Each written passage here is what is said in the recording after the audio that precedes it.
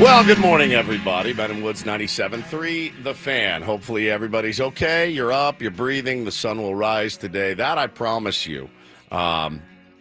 Obviously a tough one, but a show that we're getting used to, which I never wanted that to be the case. The morning after.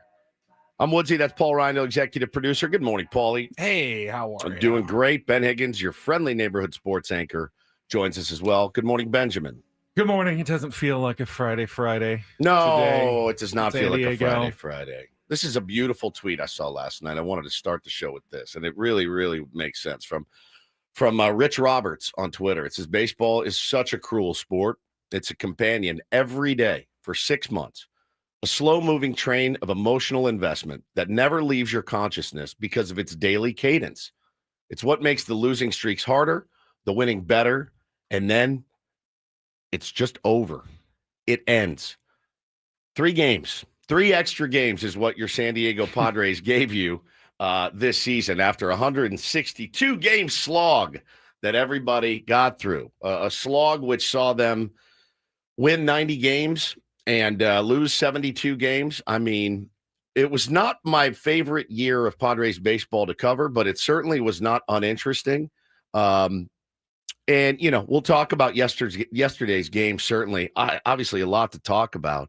But I just kind of wanted to get everybody's temperature. I mean, you feel terrible. You feel terrible. When it ends and it's over, it's just so sudden when it happens. When that last out is recorded and you stare at the TV and you're like, this can't be it. I got to see these guys tomorrow. Because despite all of their shortcomings, despite all of the failure that you saw, they're still your guys. You know, it's still your team. And listen, we all get emotional. I get less emotional now than I used to, and I'm actually very happy about that. I handled it pretty well yesterday, really. I mean, as last year almost put me in the grave. It almost killed me. It almost killed me. That was the hardest thing I've ever experienced as a sports fan against the Dodgers, the 24 scoreless. And it's not close. It was terrible. And this, I was like, that sucks, man. That just sucks. And they're still our guys, but man, they got some work to do. How did you guys take the loss? So I never felt like this team had it. I never felt like they were going, like they should win the World Series or get to the World Series. Felt it last year, didn't you? Felt it last year. Felt it a lot last year. Real good. Throughout the regular season good. and definitely heading into the postseason, you felt it. I never felt that this year. And they had, record-wise, they got into the dance. They had a good season in that regard. But I'm certainly disappointed. I don't think that you can say that this was a successful season. No. I never felt like they had it. Of course, once the playoffs start, you get that anybody's ball game glimmer of hope. But I think that there are some serious issues that need to be addressed. I think we could have gotten through Milwaukee. I do. Think we could have gotten through Milwaukee. Said it plenty of times last week. I said I don't know why. I can't really explain it. I feel like if the Padres can beat the Cubs, I see a path, like maybe even to the World Series, if the Dodgers and Phillies could just beat the hell out of each other, because I wasn't super concerned about Milwaukee. I just don't know if they can beat the Cubs or not. Juan says this game has retired me as a fan. Juan, it's not. It hasn't. Just you got to let it percolate for a bit, right? But did I see and receive some texts yesterday with some emotion, very emotional reaction, very. And if a lot of people, Ben, had their way, Fernando Tatis Jr. is a Met, Manny Machado is a Yankee, Jake Cronenworth is on the moon, Yu Darvish is sitting on the side of the road. I mean, look, I get it. Emotions, my emotions were pretty high too yesterday. And yes, there needs to be some changes. And it's got to start, I think we'll talk about where it needs to start. And that may be a conversation that we're going to have over the next 3 months. Not today, though. I'm really disappointed in how the season ended. More than I thought I would be. Maybe not quite as disappointed as last year. I remember sitting on the curb, the ants crawling on me outside of Dodger Stadium last year as the season came to an end at like 11 p.m. doing television. It's a sad sight. Yeah, it was bad. I was trying to edit on my laptop, and there was nowhere to sit. So I sat on a curb. And after about 3 minutes, I realized, I sat in a trail of ants, and they're crawling all over me. And it was a really, Did really he tell us this last year? I don't bad know. way. Yeah, I don't remember that. It's a really bad way for the whole season to end. So disappointing when they had a lead. They were on the last year. They were on the precipice. You never felt they were on the precipice of going forward in this series after losing game 1.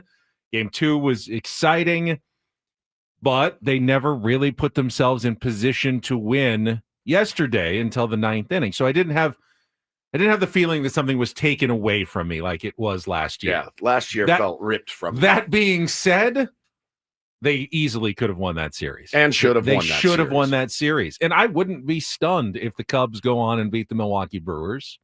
Yeah, I wouldn't either. And I don't know what will happen if they face the Phillies or the Dodgers in the NLCS. Yeah, you do.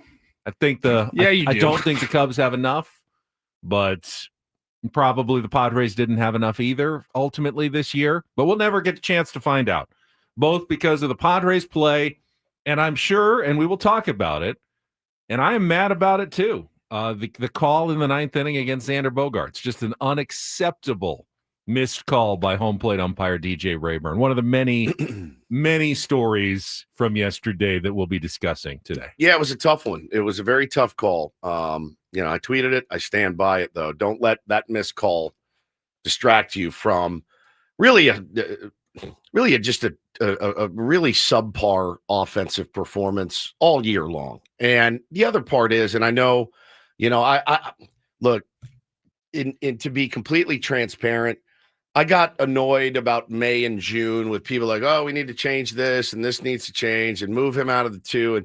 And then it really started to hit home. And let me tell some of those doomers, I think you're absolutely right. The stubbornness of the management of this team was really our downfall. It really was our downfall. And it's not close. I don't care what worked in Johnson City. This isn't Johnson City. It's not. Ben, I threw a 2-hit shutout one Sunday afternoon at Hoover High School against the Bones. Does anybody give a baker's F about what happened at Hoover High School on a Sunday 10 years ago? No, they don't. You had every opportunity. You had different personnel brought in, and you stuck with massaging egos and keeping people happy, and it just torpedoed you. It torpedoed you. And there was no ability to be malleable. There was no ability to adjust.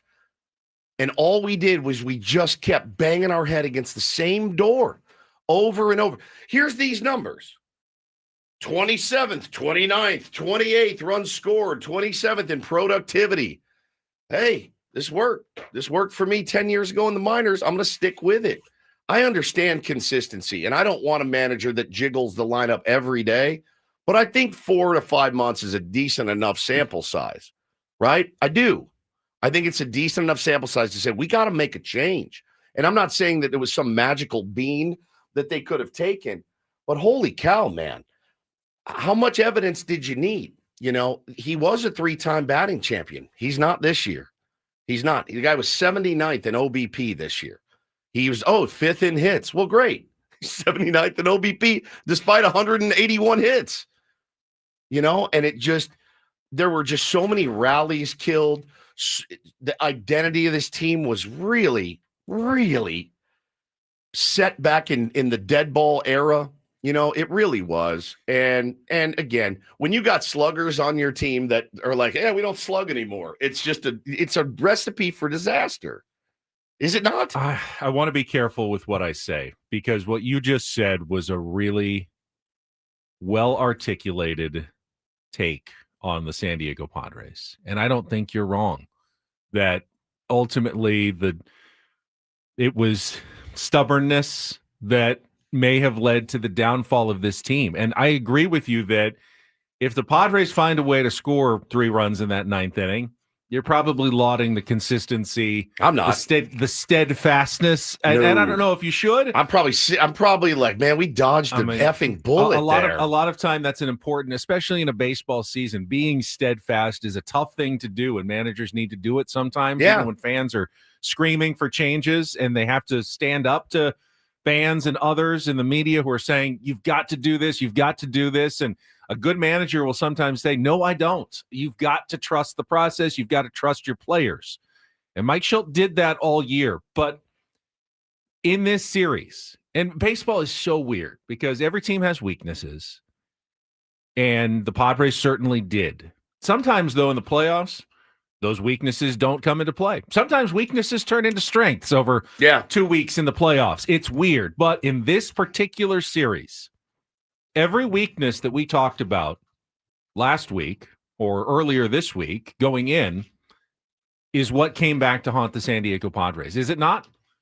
The left-handed lane that we talked about at the end of the lineup, the inability of stars to come through, the inability to slug enough in the lineup, the inability to get enough depth from your starting pitching. Everything we talked about as being potential reasons why the Padres couldn't go deep into the playoffs are exactly what undid the Padres in this series. Yeah. Am I wrong? You're right. You're absolutely right. And did the Padres do anything about that to try to change that? No, they didn't. They just did the same things that they did all season long that established in our minds what their weaknesses are. Now, were their hands tied a little bit? Sure. The injury to Ramon Laureano. It's brutal. They tried to address it they needed a big right-handed bat to break up that lane.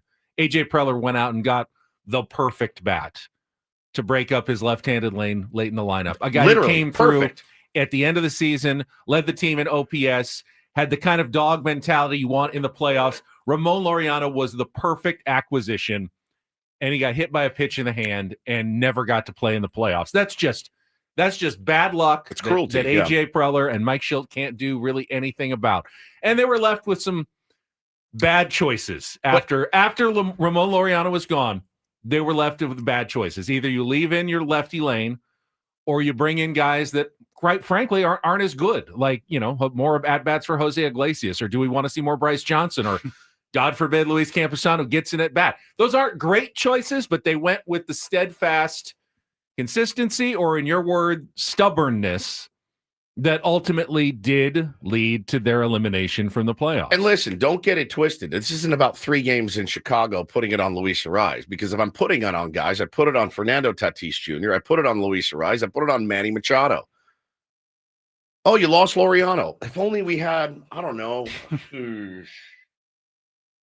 somewhere around the neighborhood of $60 million in right-handers. $800 million total. That could do something to step up in somebody's absence. I mean, we've seen playoff teams get injured Xander before. stepped up. He did. I think Xander stepped up. I was very pleased with what Xander did. He did. He absolutely did. He was fantastic, man. The three of us, fans, all over the place, we were all very, very critical, and I think rightly so, of Xander. He was in a multi-year slump after signing that big contract. Showed me something this year. No question. He really did. I mean, I was impressed this season. I'm super bummed for Crone. Crone disappeared this series, Yep. He got some righties yesterday. He did, wasn't able to handle it, man. But Jake Cronenworth hits 8. Jake Cronenworth makes $11 million a year. I need the guys that make 30 to come through, and they didn't. I mean, honestly, like, Manny was horrible, and it breaks my heart. Guys, that's my guy. Fernando, the worst series I've ever seen. I couldn't believe. Game 2, he did some good things, scored a couple of runs, but games made a great catch. Games 1 and 3 were Toddy, Manny, just not good enough. Those 3 combined 4 for 33 in the series. Merrill started stepping up. He's going to be such a good player. He is, man. He is, and it's just again, it's the I can't beat this dead horse again, but it's just the small ball clown mentality, the scared money, don't make money philosophy. And you can say it all you want. No. This is winning baseball. It's clearly not. And it's not productive baseball. And it hasn't proof been. Is there. It's right. It's not an opinion. We said it when this identity really started to develop. I want to probably call it May, June, somewhere around there. Oh, okay. You're like, I think there's been enough games now. Like, this is the team, like it or hate it. That's what they're doing. Yeah. And we said, and not just us, Eno Saris, every baseball analyst out there said, only one team has ever really won the World Series with the small ball, the lack of power. It was the Royals. And I'll tell you, we said, all right, if you're going to do it, you better be the best team to ever do this philosophy. I'll tell you, I have the answer. Nobody wants to hear it, but I know exactly what these guys need to do. They don't need to spend their offseason at drive line. They don't need to spend their offseason in the cages or in the gym. They need to go sit in a room with call it a mental skills coach, and find out when October comes, do we disappear for these long stretches at a time? Why can't we get over the hump? And actually, this year more indicative, Benny, of the entire year, right? This is more indicative that their postseason performance this year was just like they played in the regular season. Really, it wasn't much different. Well, separated out. Bullpen's certainly not part of that. Bullpen was elite. Bullpen stepped up. Oh, I'm talking about the hitters. I'm talking about the hitters. Okay. One big group session of like, hey, what happens to me when the lights get the brightest? Can I rise to it? Because you see it in baseball, and there's been better players with longer Hall of Fame careers that have had worse postseason numbers than Manny Machado and Fernando Tatis Jr., who had been really good in the postseason until this one. But there's just something amiss. There's something amiss about this. I didn't like the reactions of the guys last night. I understand it's right after the game. It's a bummer. I thought Manny, I didn't like his comments to our pal Jake Garignani at all. I understand he's frustrated. I know these guys want to bring a championship here. I know they do. I have no doubt about it. I don't see quitting, and I don't see laziness. But I agree. I mean, those guys do care. They want to win. But what is it's not a want to. It's an execution. It's an October block that they have to get over. And again, man, it is time. It's beating a dead horse. It's time to get back to being yourselves. And really, like Jackson Merrill, it's such a perfect microcosm of the whole series. When he drops that bunt down from the cleanup spot in the third inning, that was the problem with the San Diego Padres mentality this entire year. Jackson should never, than maybe drop one down for a base hit when the third baseman's playing shortstop. 2 or 3 months. 100%. Jackson should never bunt again in his career until maybe he's old and gray and he's 38. Jackson Merrill, you should be done with sacrifice bunting in your career. You're too good to sacrifice bunt. Yeah. Nobody out, runners first and second in the 9th inning, tie game in the playoffs. No. I'm fine with it then. I'm fine with it. Jackson Merrill? I'm not giving him a run. Who's behind in the order? Who's behind Merrill? I'm talking, years down the road. I don't know. Maybe. I don't know. I don't know. Never. And again, it's just indicative of what this team's mentality was. Is no, I want to give myself up. That's good. They're so precious, especially at that. Look, bro, if it's the Little League World Series, or if it's the Adult Ball Championships, or it's the College World Series, fine. They're kids. They're going to throw it away. They're going to bobble it. These are pros. They don't make those mistakes and the enough. Didn't make mistakes in the series. No, it wasn't mistakes. We had so many opportunities. We'll go through the numbers, but the opportunities were there. The Padres didn't throw away. Should have won that series. Padres didn't throw away a single run. Cubs didn't throw away a single run. It was a well-played series on both sides. It was by far of the 4 wildcard series. We talked about it yesterday. It continued today. There were sloppy play in every other series. Every other team made a bunch of mistakes. Even the Dodgers made a bunch of mistakes. Padres and Cubs did not make any mistakes. Neither team hit well. I think that's probably neither the Padres nor the Cubs hit well in this series, but otherwise they both played excellent baseball over the last 3 days. I do wonder if that's because I'm pretty content just with everything this morning, more than I thought I would be when I woke up. You're resigned to it. Yeah. And I think part of it is, for everything that Ben just said, that was a very well-played series. You're going to lose well-played series every once in a while. It always sucks. Yep. It never feels good. But it's not like they were booting the ball. They blew a huge, you know what I mean? Like, I don't know. It was a well-played series. That makes it anything can happen in the playoffs. But you can't also, and I can hear Mike Schilt's voice in my head, because it is Friar Friday, but I don't believe we're going to be talking to the skipper today. I don't know what their travel schedule is, or the next time we'll have a chance. I can hear him going like, hey, that's the kind of baseball we want to play. We just didn't hit when we needed to hit. That's baseball. Hitting is the hardest thing in baseball to do. But you can't just dismiss this. This isn't a regular season series in July. yeah, you need to keep playing good baseball like you did, but you have to also take stock and evaluate why it is that you didn't go forward. This is a playoff series, and you need to figure out how you can come through the next time. It can't simply be random chance. Oh, well, we got to the playoffs again, and guess luck wasn't on our side again this year. No, tell me what you're going to do differently next time you get to October. Just tell me. What are you going to do if you're lucky enough to get there next October? They told us in spring training this year because of what happened last year and how that won't happen again. And it did. I hate it. We asked every single player that came to the table at spring training in Peoria. That was there. We just said, hey, I know we don't want to spend too much time on this. You guys already did, but, we haven't talked to you in 4 months. Let's go back to October. Like, what was that like? Oh, hey, that was unacceptable. Never going to let that happen again until October 2025. All right, we'll set the menu for the Friday edition of Ben and Woods. Should be a fun one. Yeah, we got a lot to get to through this game. We'll let you know what's coming up after our first check of traffic with Kelly Danick here on 97.3 The Fan. From the 855 Get Ross Traffic Center, protecting San Diego after accidents or injury, here's Kelly Danick. Traffic is sponsored by Jack in the Box. Nice, quiet start to our Friday morning. Your full blast out of the South Bay, the bridge in decent shape, heading over to Coronado. East County ride hasn't really kicked in just yet. Yeah, anyone out there already feels like you get the roads all to yourself? We still encourage you to please keep your speeds down. Be extra alert. Your hunt for the perfect breakfast sandwich is over. Jack in the Box's sourdough scramblers, starting at $3.49, come with toasted sourdough, scrambled eggs, melty cheese, and your choice of hickory smoked bacon or grilled sausage. Then does you one better by being available all day. I'm Kelly Danick with Ben and Wood, San Diego's #1 sports station, 97.3 The Fan.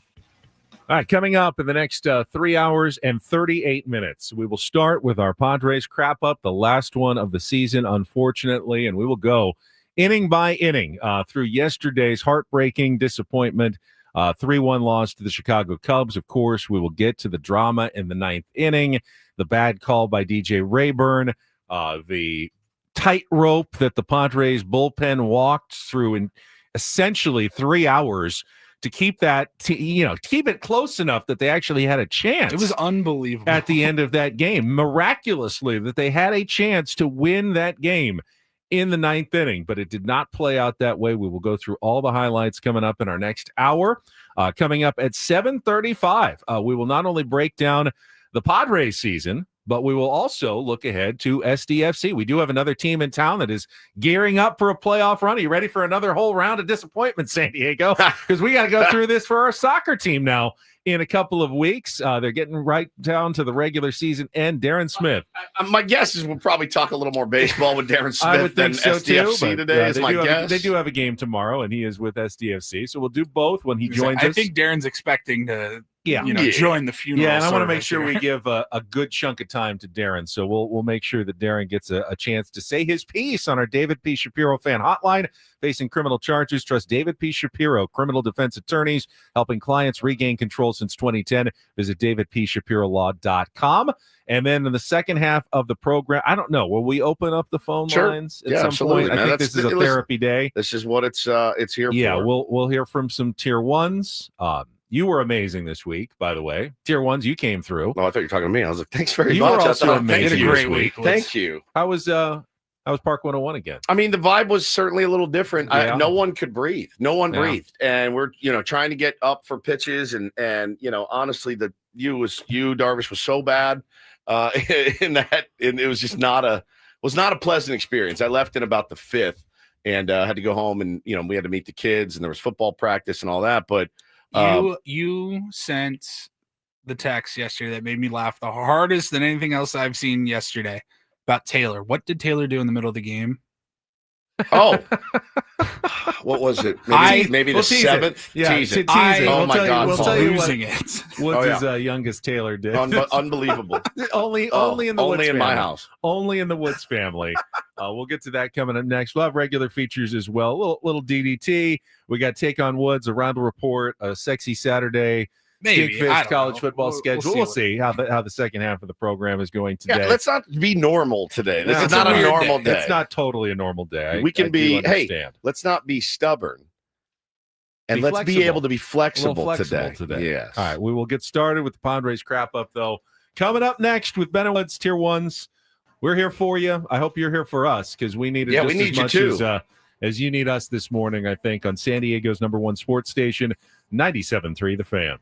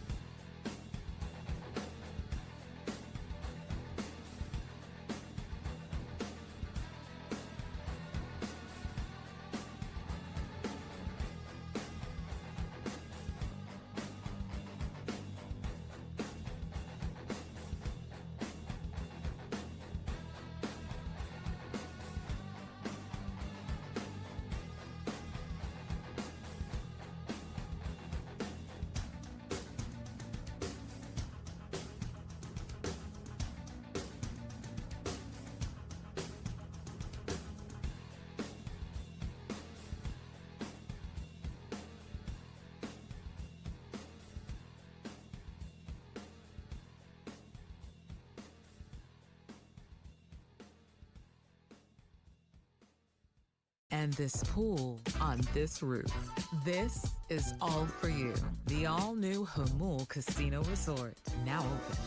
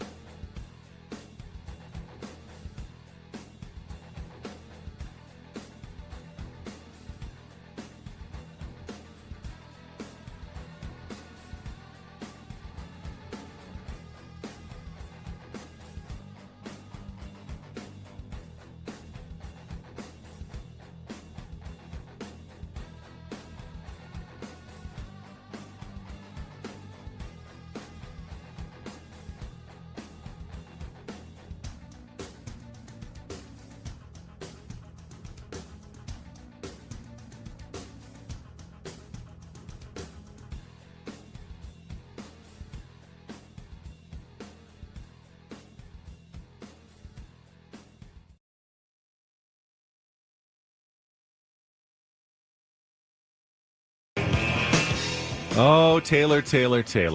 Guy almost killed me yesterday. Yeah, he really did. I lost it when you sent this. Yeah, we went to Hannah and I went to Park 101, and it was awesome, man. They were great. Had that same area. Nice, relaxing date night? Yeah, totally. Just everyone chewing their nails. And yeah, man, it just goes to show you how dumb superstitions are. I wore the same thing. I ordered the same thing. It doesn't matter. I'm not kidding. It just doesn't matter. Do whatever you want. It doesn't mean anything. It's not your fault if the Padres lose. Correct. It's their fault. And I learned my lesson again, as I always do with stupid superstitions. It didn't work. So we went and we're watching, and yeah, man, you're on pins and needles. You Darvish all over the place. He's hitting guys, and that no one could breathe. It was just silent. So awful. In about the fifth, we had to get home and meet the kids. We had a sitter pick them up, and then Bo had practice. And I told Hannah, I go, I can't go to practice. I'm going to watch the game. She goes, all right, watch Taylor. I said, no problem.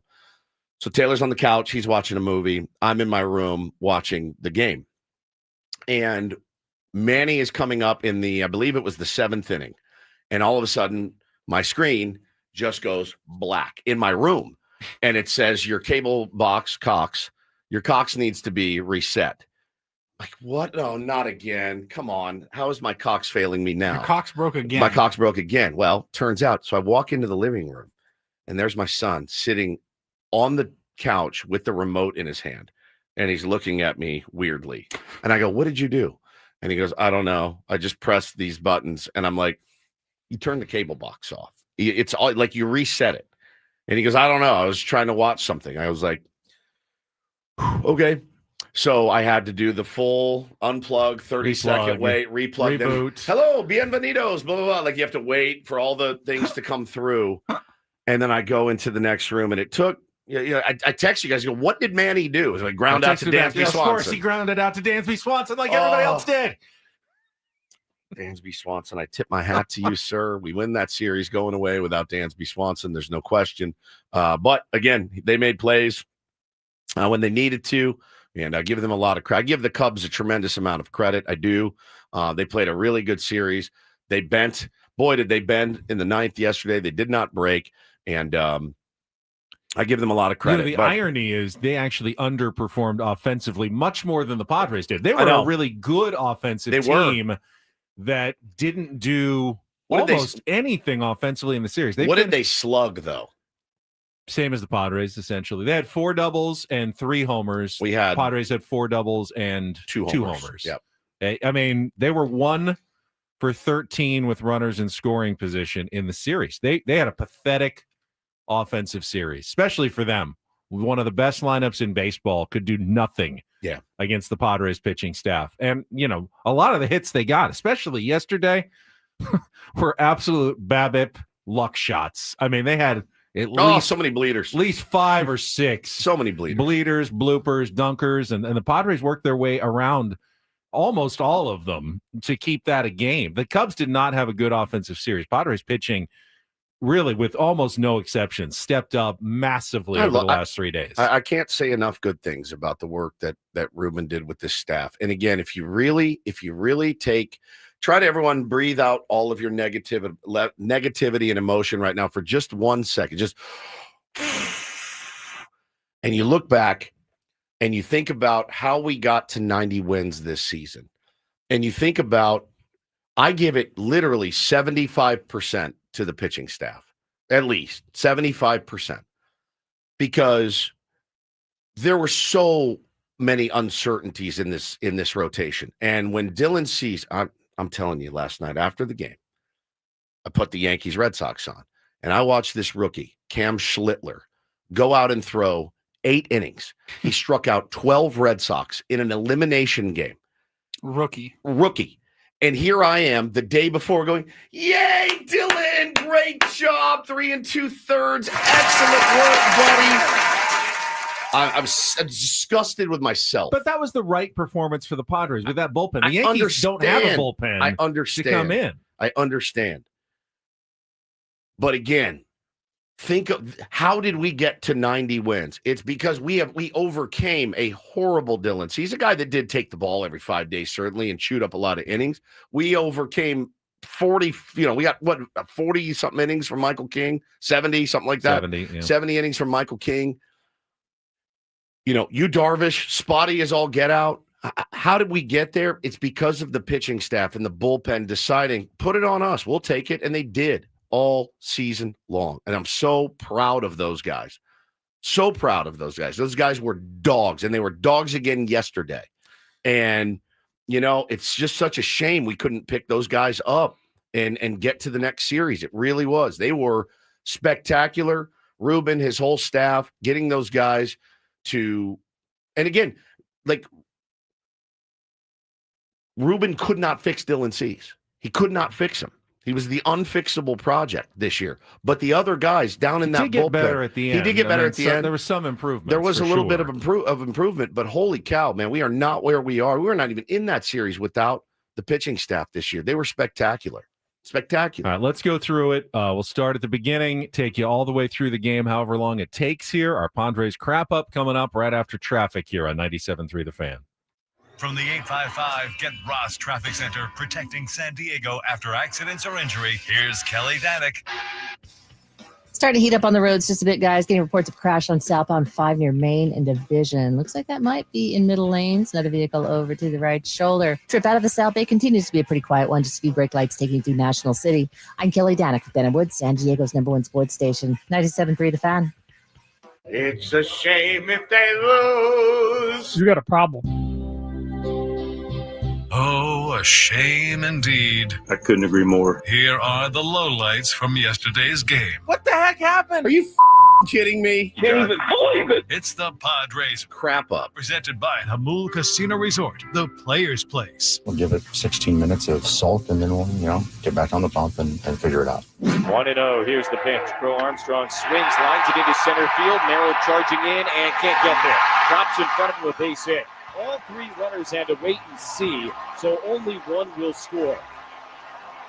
RBI single for Pete Crow Armstrong, his first career postseason hit. Cubs take a 1-0 lead. They've still got the bases loaded. There's still nobody out, and now Dansby Swanson will stand in. 2-2, sent in the air to right field and deep. Fernando's backing up. He's at the wall, looking. It's going to go. Michael Busch's third hit of the day is a solo homer here in the 7th inning. And the Cub lead is now 3-0. 1-1 the pitch. Merrill swings, sends it in the air to right field and deep. Suzuki's backing up. He's on the track, still going back at the wall. This one gonna go into the basket for Jackson Merrill. Padres finally on the board as Merrill hits a leadoff home run here in the 9th inning. And don't go anywhere just yet. 3-1 Cubs. Kittredge will deal. And Fermin swings, sends it in the air to center field. Routine for Pete Crow Armstrong. Backpedaling, he's got room. He makes the catch, and the Cubs have won this National League wild card 2-1 as the Padres 2025 season comes to a close with a 9th inning rally that fell just short. Yeah, it was a good series. Hard fought. Tight, a lot of big moments. Basically didn't get it done. As a wrap-up point. There's a lot of hurt guys in that clubhouse. But we let it out on the field, and there's no regrets on anybody's part. Just disappointed. I've got no regrets. You don't have to do one or two, just like Nothing's going to keep you keep you up. It's normal to have a regret or two. We all have regrets in life, and you're okay, Mike, if you regret one or two decisions. It'd be weird if you didn't regret something. It would. Wouldn't it be? Yeah. All right, let's start at the beginning. Padres, Let me ask you a very broad, pointed question. Do they hate losing enough? Do they hate it enough? As a team, as an organization, as the superstars, do they hate losing enough?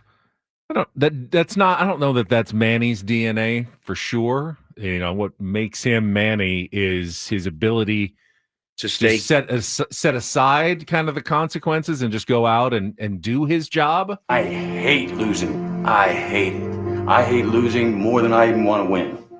And there's a difference. It's not necessarily what makes you successful is hating losing. That A's team, Billy Beane hated losing. They didn't win. It's hating losing doesn't guarantee winning, unfortunately. That was all it I took. think it Everyone would does. just hate. It doesn't, though. I think it does. There's a lot of teams that hate. A lot of professional athletes hate losing more than they love winning. I think that's a Well, listen, but only one team wins in the end. A lot of times, those are the guys that are surrounded by mediocrity, and the A's had some really good players, certainly, and they won well above their heads. I mean, they won, and it obviously, and like he says in that movie and in the book, if you don't win the last game, nobody cares, right? And and They got eliminated in the first round. Yeah, just like the Padres did this year. Exactly. But teams that play over their heads because they hate losing so much. But again, I just don't know. Like, it's such a game of consistency, and you do have to be remarkably consistent, and you can't fluctuate hot and cold. You just can't. You can't get through a 162 game season like that. But you do hear. There's teams that you look at, Benny, and you're like, man, that guy got paid. I don't think our guys cruise or anything like that. But like, do they hate losing? Are they obsessed with winning a World Series? Because I'll tell you, I think the biggest disappointment for me of all of it, and I told my missus this last night, I said, the thing that makes me the most sad is that the Friar Faithful sold Petco Park out a stunning 72 times this season. 72 times. In this god-awful economy, they sold it out 72 times, and they don't get one home playoff game. Not one home playoff game. That is criminal. It's criminal. And you fumbled it down the stretch. The Dodgers were handing it to you. And they don't get one single home playoff game, dude. And for those players, like, you guys didn't get one home playoff game for 72. And you can say that's because they lost yesterday. No, it's because they lost. Then they would have gotten a home playoff game if they had won yesterday, at least one. But it's because of August and early September. And all of September. 100%. And all of September. That they didn't get a home playoff. I mean, look, who wouldn't have liked a home series against the Reds this week? Oh my God. You had it. You had it. You had it. You had it, man. You did. It's very true. When they look back and they, I think part of their calculus was, let's save something in the tank for October. There was definitely, it was written about, it was talked about. Philosophical Throttled decision. back a little bit, and it cost them some games probably in August and September that cost them a home playoff series. But now what you had, all right, you have something left in the tank for a nice long October run. You didn't. You played 3 games. But now what are you going to do with that? You still got half a tank of gas left, and there's no season left to play. Maybe you should have decided, especially for this team and this city, that a home playoff game was worth expending a little more energy during the regular season to get there. It's tough, man. Yeah. It really is. It's that's the thing that bums me out the most is again 72 times they sold out Petco Park. Now, just incredible. Now, incredible. if they had gone 100 miles an hour all the way through, and then gotten to the first playoff series exhausted, beaten up, and lost. That's also a bad strategy. But then you question. I didn't think they needed to go crazy. Like, you don't throw Mason Miller 3 days. There's a way to do it in a way not to do it. That's the thing. How do you balance it the right way to win enough where you can put yourself in the right position without irresponsibly emptying your tank in the regular season? And I do think ultimately depth, the lack of depth hurt us a lot this year. And it happens. I mean, AJ was under some constraints. He did the best he could, in my opinion, of getting close to championship caliber lineup ready. Obviously, Laureano getting hurt was a huge blow, but that's when guys have to step up. It's not football where it's like Tom Brady broke his leg. We're dead. It's like, hey, one guy's out of the lineup. Somebody needs to step up. But, the other thing I found fascinating, Benny, is that here we went again into a playoff series and with a kind of a disagreement in player personnel for the guys on the roster in a playoff series. Again, this is happening almost every year with, well, AJ wanted him and I didn't want him, so I'm not going to play him. And again, Luis Campusano, who knows? I'm not in here riding for Luis Campusano to get meaningful ABs. But again, there's a roster spot right there that there was a disagreement but about. But there's no one else to give that roster spot to. I mean, would Will Wagner have been the difference maker in this series? But again, it's you didn't want Luis Campusano or Maldonado to get an at bat, and Fermin was fine. I all saw 3 games. He was better than fine. I saw an opportunity for Campy to come in and swing it yesterday. You could have made that choice. Yeah. You could have made that choice. But again, they just said, and AJ gave Mike Schilt at least that opportunity. If he wanted to do it, he was there. Yeah, I don't think that AJ made a mistake in putting Campy on the roster for the postseason. No, but again, when the skipper comes out and he's like, it's an AJ decision, it's not my decision. Again, you're not on the same page. Again, in the postseason, this is Alfaro all over again. And Austin Nola out there catching every inning. It might have been an issue had they gone on and Fermin had to catch every single game for a month. Yeah, it could have ended up being an issue. It wasn't the issue in this series, though. Yeah. Fermin played great. He did. He was awesome. Fermin played 400 great. or something almost, and was piping guys at runners second. all over the place, blocking balls. It's just Freddie Fermin had a really good first playoff series of his career. Again, it goes back to depth. Depth kind of killed us this year a little bit. And it's just a really tough way to end the season. It's just a really, really tough way. All right, we're going to start. Let's start in the beginning. In the top of the first inning, which was really the difference for the Padres in Game 2, where they got to Kittredge and got a run on the board, put some pressure on the Cubs. Opposite happens yesterday. Tyone comes out and looks really good in that first inning. Padres do nothing. Go over quickly, and you go to the bottom of the first inning with your breath held a little bit with Yu Darvish going to the mound. At least that's how I felt. Wasn't sure what they'd get from you. Yeah. First inning, a little shaky. Gave up the one hit, but got out of it with a couple of line drives, but ended up getting through the inning. I thought, okay, settle in. Yeah. Sometimes that first inning's the only one. You get through that, and you're going to be okay. Go to the second. Tyone shoves again, so you go to the bottom of the second inning. Really the critical inning of the game when Yu Darvish gives up base runners 4 in a row, first 4 reach. Tough. Not all of them hit hard. PCA's single was, jammed him, and it was, floated in front of Jackson Merrill in center field, but it's 1-0 with the bases loaded. And I'm watching that. AB is a perfect example, and I texted you guys this.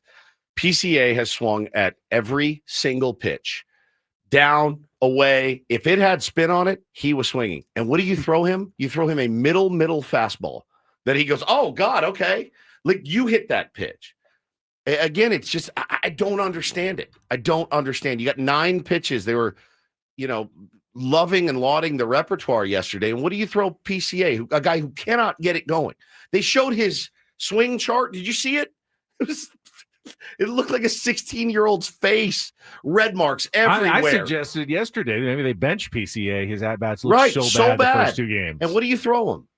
You throw him a middle fastball. And it's like, oh, God, thank you for that gift. And again, you got 9 pitches in your repertoire, and that's what you throw. I didn't understand it. I give Mike Schilt credit for what can't have been an easy walk to the mound to take Yu Darvish out there. The shortest outing of his career, 1 inning. Oh, I thought it was plus. I thought it was so easy, such an easy decision. I mean, maybe the decision was easy, but the walk had to be tough. Going out there and having to take the ball from Yu Darvish, and you talked about his future after the game. Said I can't wrap my head around it right now. It wouldn't shock me if Yu Darvish retires. He's also well within his rights to show up at spring training for the next 3 years, collect the almost $50 million that's left on his salary. He has signed that deal. That is well within his right. I'm not going to be mad at all if he does that and he gives his best effort, but I don't know if the Padres are going to be able to count on Yu Darvish in their starting rotation really at all over the remainder of his contract. Well, if you fire up the hindsight machine, and again, you made the point before the show started, was there a reason, and Darren, we'll talk to Darren about it too, because he texted me, he goes, was there a reason Michael King didn't start? I go, I don't know. Just maybe like, did he chase a moment yesterday? Did he go full Dave Roberts and chase that moment for Yu Darvish? Or was that really the best option? Or was there something else wrong with King where he could I don't know. Like, Michael King looked pretty good. I don't know if it was just emotions. That was one of the first thoughts I had after the game yesterday. I thought, is there any part of Mike Schilt that's going, hey, man, I know he's 39, but that guy's been in a lot of big ball games. He's a future Hall of Famer. That's Yu Darvish. Was that a manage with your heart situation? He's also now 0-5 in elimination games in his career. And he pitched really well last year against the Dodgers. He did. Really well. But still, 0-5. That sucks, man. Breaks my heart. I love you so much. Well, one of the many questions. We got through about 2 innings of our wrap-up. Do we really have to do this? There's still so much to unpack. Into inning number 3 and beyond in hour number 2 of Ben and Woods coming up next year on 97.3 The Fan. Don't go away, Tier 1s.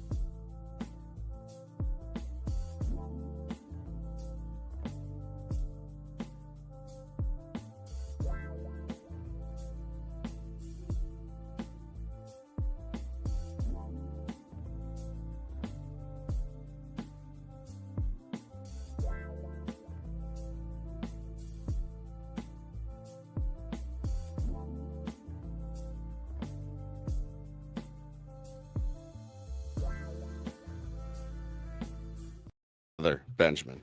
Call all the tier ones. No, we don't have you anymore. I don't know what happened to your camera. What? So, yeah. Oh, that's good. Well, I plugged this charger in. Is that a problem? Apparently so. Yeah, probably. Yeah, it's just it's completely I'll just knocked you off of our YouTube stream. okay. We're continuing on with apparently the slowest recap of all time. But Chris Ella just texted, I'm dying over here waiting for my third inning and beyond recap. And on to the third. At this rate, pitchers and catchers will report about the time that we start talking about the ninth inning of this game as we continue on with our Padres wrap up from our last segment. And we got through just the first couple of innings. Padres are down 2-0. Jeremiah Estrada comes in, walks Dansby Swanson to force in a run. That was awesome. And then gets out of the jam, striking out Matt Shaw and getting the Matthew Bush double play grounder. And I tweeted at the time that's a win, even giving up 2 runs. And a lot of people were mad that I said that, like falling behind is not a win. You know, giving 2 runs people to not the watch offense. baseball? Do they not know how bad that could have been? My point was the Cubs had a chance to end it.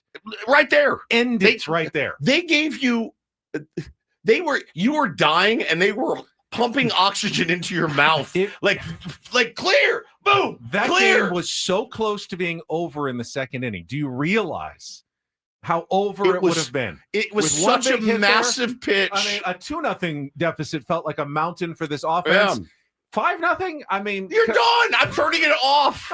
I'm turning it off. Who did people really write you and let's say? Go to the movie theater. Did people point. really Yes. write you yeah. and say that? They should be called out on the air.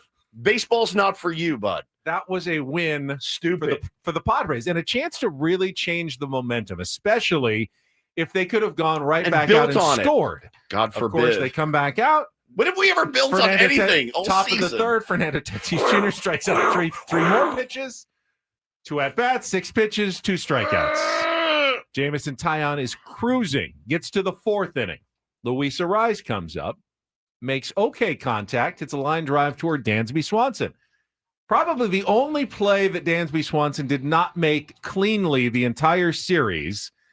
But, of course, because he's been so good, Luis Ariz assumes that he's going to catch it or has already made the catch. Peels off just momentarily, then realizes, oh, wait, Dansby did not pull that ball down. He just knocked it down. Tries to sprint. Are we going to hold Luis Ariz accountable for that? Because if that was other players, I know for a fact how the reaction would have been. Of course, yeah, dude. If that was Manny Machado, Skewered. Fernando Tatis Jr., Skewered. absolutely, it's unacceptable. Yeah. It's unacceptable. You just there's no reason you shouldn't be going hard there. Yes, Dansby Swanson made every play.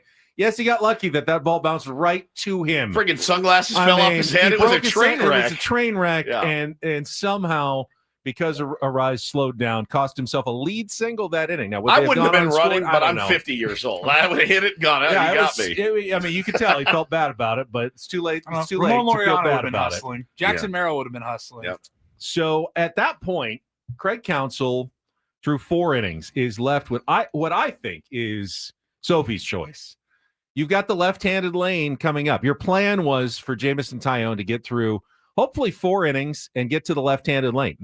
It was just as they scripted it out. He got 12 outs and 14 batters, and they had the 6, 7, 8 lefties coming up for the Padres in the top of the 5th. But Taillon looked so good. Do you take him out and go to your bullpen, which is rested and ready to go and loaded with lefties, or do you leave in your starter who was dominant for the first 4 innings? There is no way I'm pulling Jamison Taillon if I'm him. No way. He was filthy. Changeup, cutter, nasty, locating everywhere. I mean, he didn't miss. He was so good. We talked about it the day before with Dylan Cease, and I don't think Dylan Cease made it as hard of a decision. Right. Gave up that double to Seiya Suzuki. They were able to take him out in the 4th where they kind of had always planned to. But Jamison Taillon did not make it easy on Craig Counsell. He pitched as well as he possibly could have pitched, but Craig Counsell stuck with his plan. Could have backfired, of course, in the top of the 5th. Gavin Sheets gets a single. Freddie Fermin gets a double. You've got the tying runs now in scoring position for Fernando Tatis Jr. You are set up. Who is facing Daniel Palencia. Very hard thrower. does make contact this time, goes the other way, but weakly flies out to right field to end the inning. Another threat for the Padres in this series. Another offer with runners in scoring position to end the top of the fifth. When you get to the holiday season, everybody starts making a wish list. If I had an off-season wish list, acquiring Daniel Palencia would be on that wish list. Yeah, he looks disgusting. He looks like he belongs in the Padres. He looks bullpen. like a Padres reliever. If the minor league system was still stacked, AJ would find a way this offseason to somehow get Daniel Palencia. He looks like he belongs in the Padres bullpen. Michael King pitches his scoreless inning. Wandy Peralta does what Wandy Peralta does, looks a little shaky, gives up 2 hits, but gets a double play, gets out of his inning. So the Padres are still in this game. They are walking the tightrope. I tweeted a GIF of a guy over Niagara Falls just shaking on a tightrope because that's what it felt like through this game. You get to the top of the 6th. Manny Machado draws a walk. Okay, that's good. That's a chance to get in business. Dansby Swanson turns an inning-ending double play on Jackson Merrill. Another opportunity thwarted. Get to the top of the 7th inning. Xander Bogaerts with a lead single, continuing what was a really solid series for Xander. He steps up. Jose Iglesias is the pinch hitter. Mike Schilt pulls that card again, and I think very savvily, and something that we didn't see Luis Arraez do this season, he sees Xander going and thinks he's got a good jump. Squares around, not to bunt, not to sacrifice bunt. A lot of people thought, oh, here we go again. We're bunting to try to get 1 run.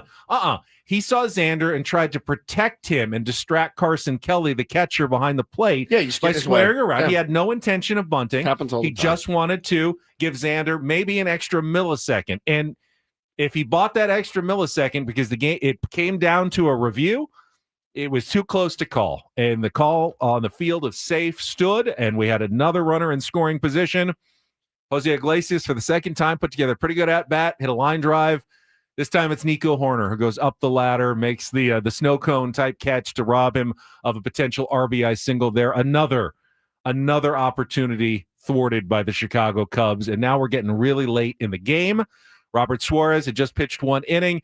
Maybe one of the strategic errors here, and I don't know what else he would have done had Adrian Morejon warming up, but Robert Suarez facing Michael Busch to lead off the bottom of the 7th inning. You kind of dodged any trouble from Michael Busch, who was their home run leader right this season, 34 home runs. He's really good. Had a really good season. And Robert Suarez, every once in a while, can give up the home run. And he did. And he did on this situation. I was sick when they panned to the bullpen. And there's Adrian Morejon, the dog of all dogs, getting ready. If not for Busch, then who? Tucker? I understand being careful with Morejon's pitches because he had pitched in both games of the series, and you were probably hoping that just not a home run, like, hey, keep him in the ballpark, and if we need to, we'll bring Adrian Morejon to diffuse the jam later in the inning, but there's no jam when he hits a home run. No. It was the one thing you couldn't really allow happen. Didn't understand. And he did allow it to happen there. So now it's 3-0 going to the top of the 8th. Freddie Fermin, lead single. Another opportunity for the Padres. Once again stranded as the Padres go 0 for 8 with runners in scoring position in this game. But Freddie Fermin had a really good series, threw out 2 runners, had a little help from the instant replay and a nice tag by Jake Cronenworth on that replay. But Freddie Fermin had a really good series. The bullpen continues to get through. How about David Morgan coming in the bottom of the 8th inning and striking out 2 and pitching a really good inning in his playoff debut. Nice job by David Morgan. Nice season, nice rookie season. No doubt. By David Morgan. That is something he can really build on. I expect him to be a major part of the Padres bullpen next year. We'll see if, Bradley Rodriguez didn't get an opportunity to pitch in this series, but Padres have a lot of good pieces coming back in that bullpen next year. Should be a strength for the team. Yes. So we get to the top of the 9th inning. Down 3-0. Hopes are pretty low. Very, very low. Hopes are pretty low. Brad Keller is on, has been their closer, closed out game 1 of the series. He is out there to try to finish things off for the Chicago Cubs and send them to the division series.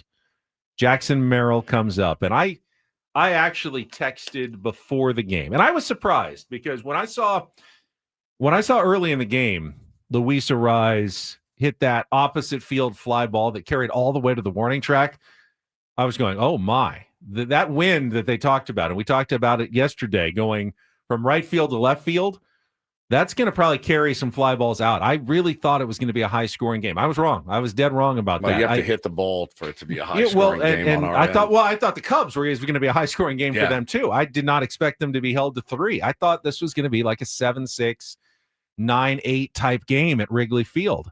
Didn't happen, but I texted my mom and I said, I'm going to make one prediction for this game. Jackson Merrill is going to hit a home run in this game.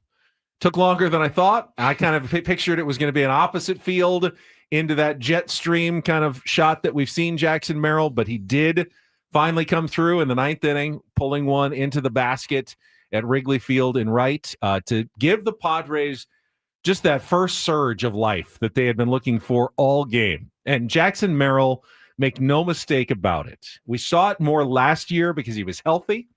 We missed it a little bit this year because he was injured so much. Jackson Merrill is the heartbeat of the San Diego Padres. Yeah, stop bunting forever. Forever. And never again. And will be for years and years to come.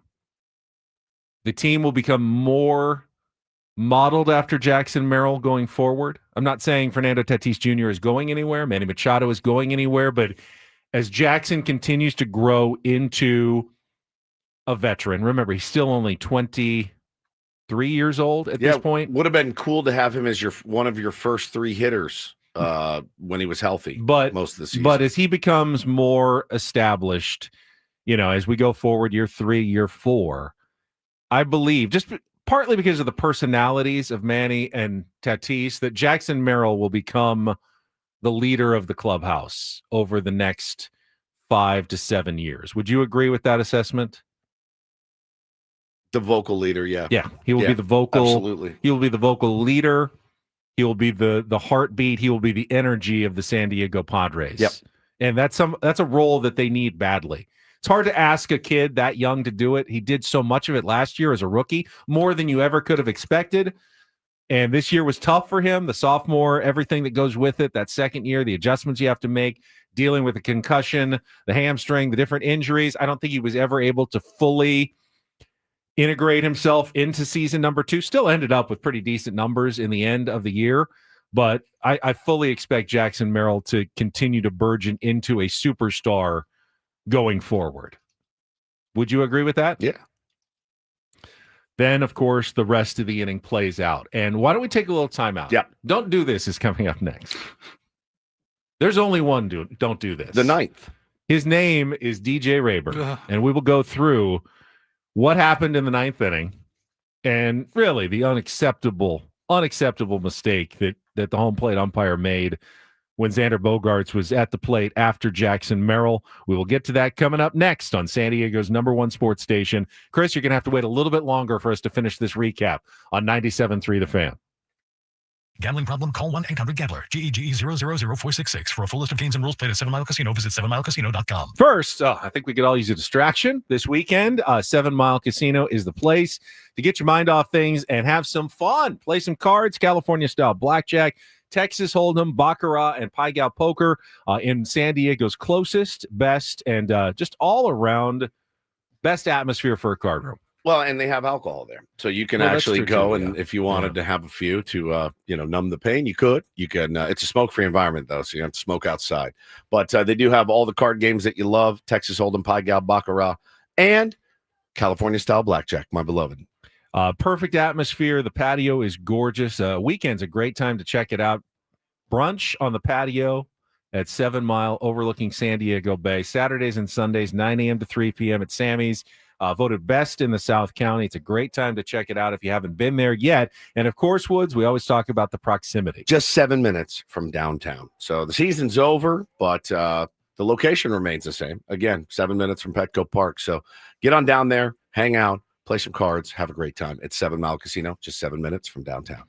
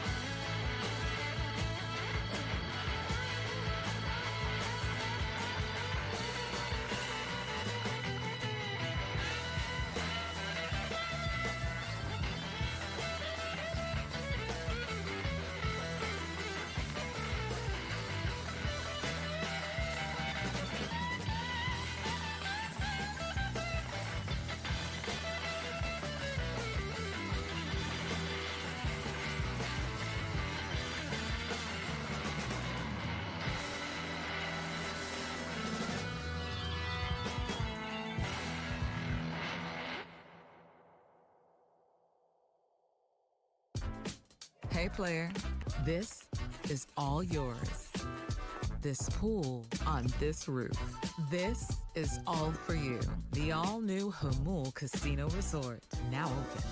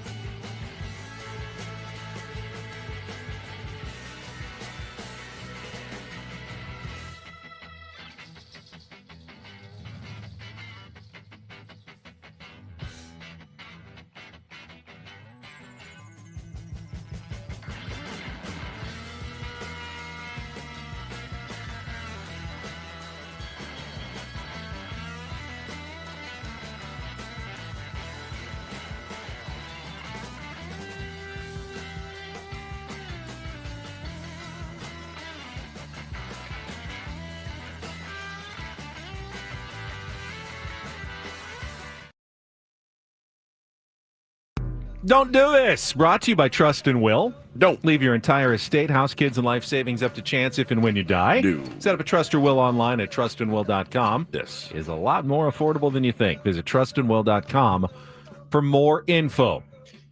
One don't do this today. His name is DJ Rayburn. He was the home plate umpire last night for the Padres Cubs, Game 3 of their wild card series. And in this in no way takes the Padres off the hook for their offensive failures, lack of coming through with runners in scoring position, or ultimately a disappointing end to the season. I think DJ Rayburn owes someone an apology, though. Not Xander Bogaerts. I think he owes Padres fans an apology because he robbed us. He robbed us of a moment that should have at least gotten the opportunity to see what would have happened in that ninth inning. After Jackson Merrill's home run, Xander Bogaerts worked a really good at-bat against Brad Keller to get to the count of 3-2. It was 3-1. Keller dotted one on the outside corner. Okay, 3-2 pitch. Really tough take, but a clear ball four. Not a borderline ball four. Not one that, like, okay, it's a tough job. Umpires do have a tough job. Mike Schultz says it all the time. Ball's down, man. That ball was clearly down. It's down. It was and brought up 6 inches. You didn't need the box. Ball's down. If I was watching this game 15 years ago and there's no box, I'm also saying that's clearly a ball. Ball's down. I don't need the technology to tell me that. It's a ball. DJ Rayburn, who I thought had a really good game behind home plate up until that point, needs to know that that's a ball. And why he called it a strike? Ball's down. It's down. Paul just showed it again. It's down. It was down yesterday. Well down. It's down today. It's clearly it's a down. Ball. Now, at the time, you're going, well, who knows? I mean, it brings the tying run to the plate. Padres have a runner at first base. It can change the entire inning. But this is how it would have played out. If everything happened the same, the next two batters get hit by pitch, Ryan O'Hearn and Bryce Johnson. Yep. So then you'd have the bases. What a break. You'd have the bases loaded with nobody out. What a break. That's a ball. That's a ball. Jake Cronenworth then hits that little nubber. Shaw makes a really good play. If he does the exact same thing, there's no other play at any other base other than getting Jake at first. I thought Jake was safe on that play. Yeah. In real time, he was out. On replay, it was very clear he was out. But You advance the runners to second and third. One run scores. It's now 3-2. Look at that still shot. He just yeah, I know. It's a ball. And then Freddie Fermin comes up with one out and runners at second and third, hits that fly ball that instead of ending the game is a sacrifice fly that ties the score at 3. And then with 2 outs, Fernando Tatis Jr. comes up to the plate. The entire game, the entire 9th inning, the entire series is different because of that call. And I don't know that the Padres would have won. I can never say that. You can't say that. The Padres can't ever say that. But as a fan, I really would have liked the opportunity to see what would have happened had they made a obvious call correct in the 9th inning on that ball 4. Yeah, for sure. I mean, obviously it's a very high tension situation. I don't know. I think we'd be remiss if we didn't talk about what happened after. Oh, boy. That is also part of this story. I see in the chat, Tatis would have struck out again. He was having a bad game. He very well might have. He might have had a moment of redemption like none you've ever seen. I'd like to give him another shot. Yeah, I would have loved to give him another shot. Either way, the game is tied. Padres may not have had enough pitching at that point to get through. I mean, who were they going to the rest of the game at that point? Is Mason Miller coming in now in a 3-3 game in the bottom of the 9th? All I know is that I was robbed of getting to see that by DJ Rayburn. Yep. And after the game, this was wild. Somebody sent this to me, and I honestly couldn't believe it. There's a video going around of after the game, the umpires are walking through. They're walking through the Padres dugout, essentially down the steps into the clubhouse, which is crazy. Yeah. Which is crazy. And can we just go out that side and walk around? Xander's got his back to the field. Schilte's in front of him, and then out from the right, you see Jose Iglesias kind of start to walk. He's got his hoodie on, and he says something to the umpire, and he actually gives it the old one of these, the head to the side, like, come on, bro. Man. Like, come on, man. The umpire, I actually think he's the one that escalated it. Our boys were in the wrong after, but I think he escalated. He turned, and you could hear him light up, or you could see him. He's giving him an earful. You could see him light up Iglesias after that. And then once he got it back from the umpire, that's when he went through the roof, and that's when Xander got really pissed. I do wonder, I mean, Major League Baseball is going to take a look at this. They protect their umpires like they're infallible. I mean, they really are. Got in there. Yeah. Xander standing above Iglesias, giving it to these umpires. And the umpire is got his neck and his face out. He stuck his whole neck out. He did say it with his whole chest, and he had something to say, and it was nasty, dude. Xander was pissed.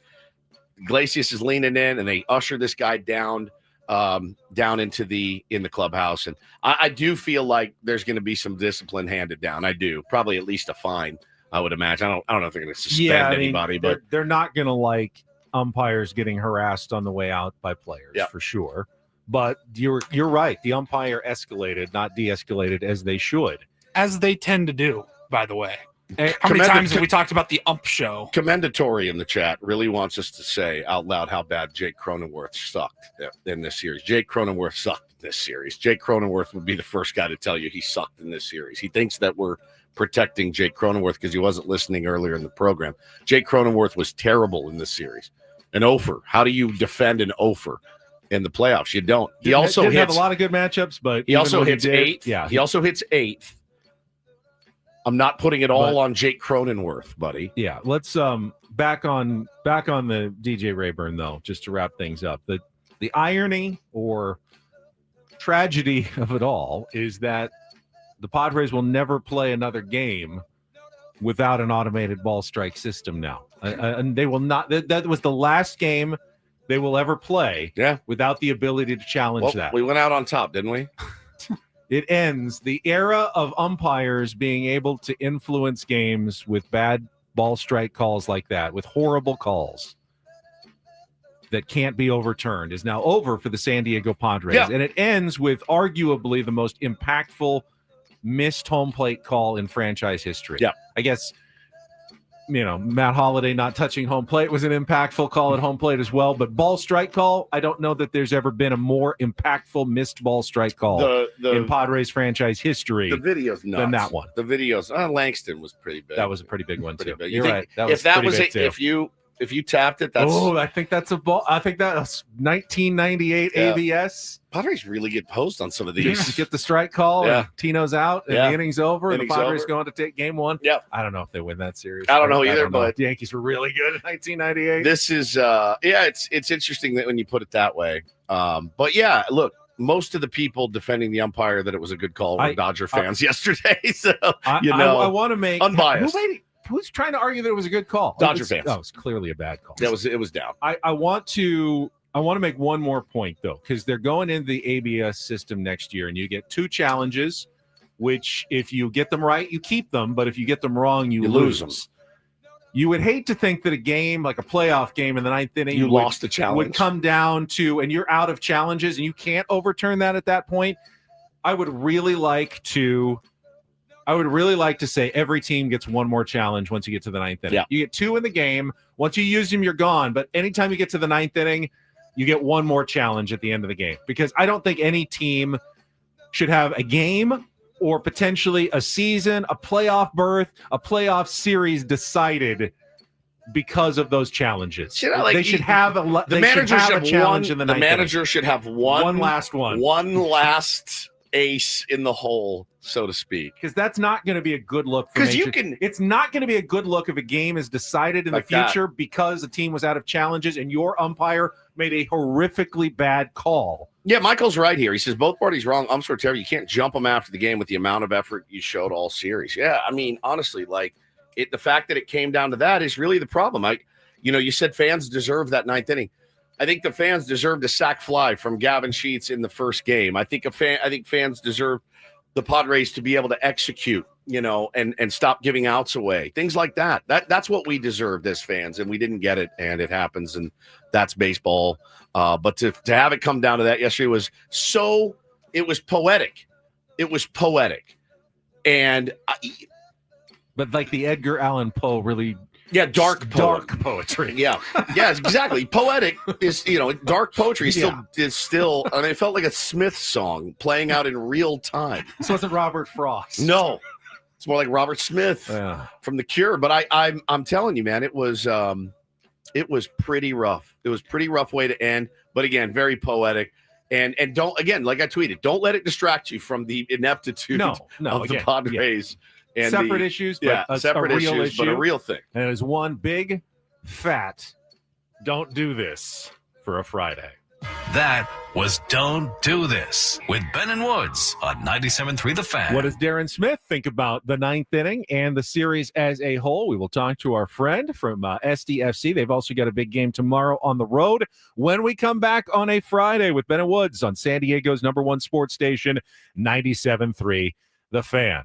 All right, well, we can drown our sorrows in some Prize Picks daily fantasy this weekend with let's just turn our attention to football. College football, pro football on Sunday. You've got your opportunity to turn your sports watching, sports knowledge into real cash. It is good to be right at Prize Picks. It's daily fantasy where you're picking against the numbers more or less on stat projections.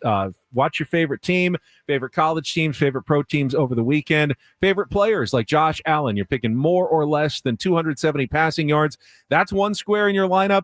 You can actually put other Josh Allen squares in. Prize Picks is the only app that offers stacks where you can pick the same player up to 3 times in the lineup on different stats like rushing yards or touchdowns for Josh Allen as well. When you download the app, make sure you use the code KWFN. You're going to get $50 instantly when you play your first $5 lineup. So that's a lot of play to get you started as you're setting your lineups. $50 instantly when you play your first $5 lineup with code KWFN. Get it started this weekend. Daily fantasy for everybody. Millions of users, billions of dollars in awarded winnings at Prize Picks, where it's good to be right. Must be present in certain states. Visit prizepicks.com for details.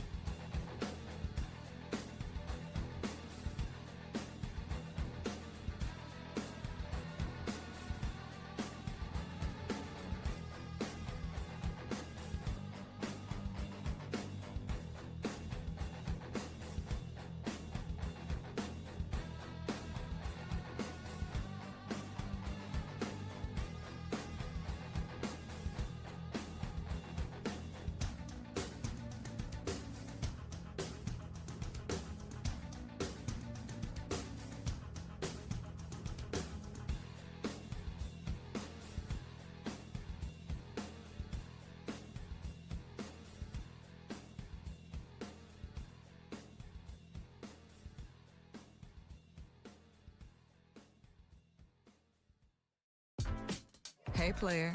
This pool on this roof. This is all for you. The all-new Humul Casino Resort. Now open.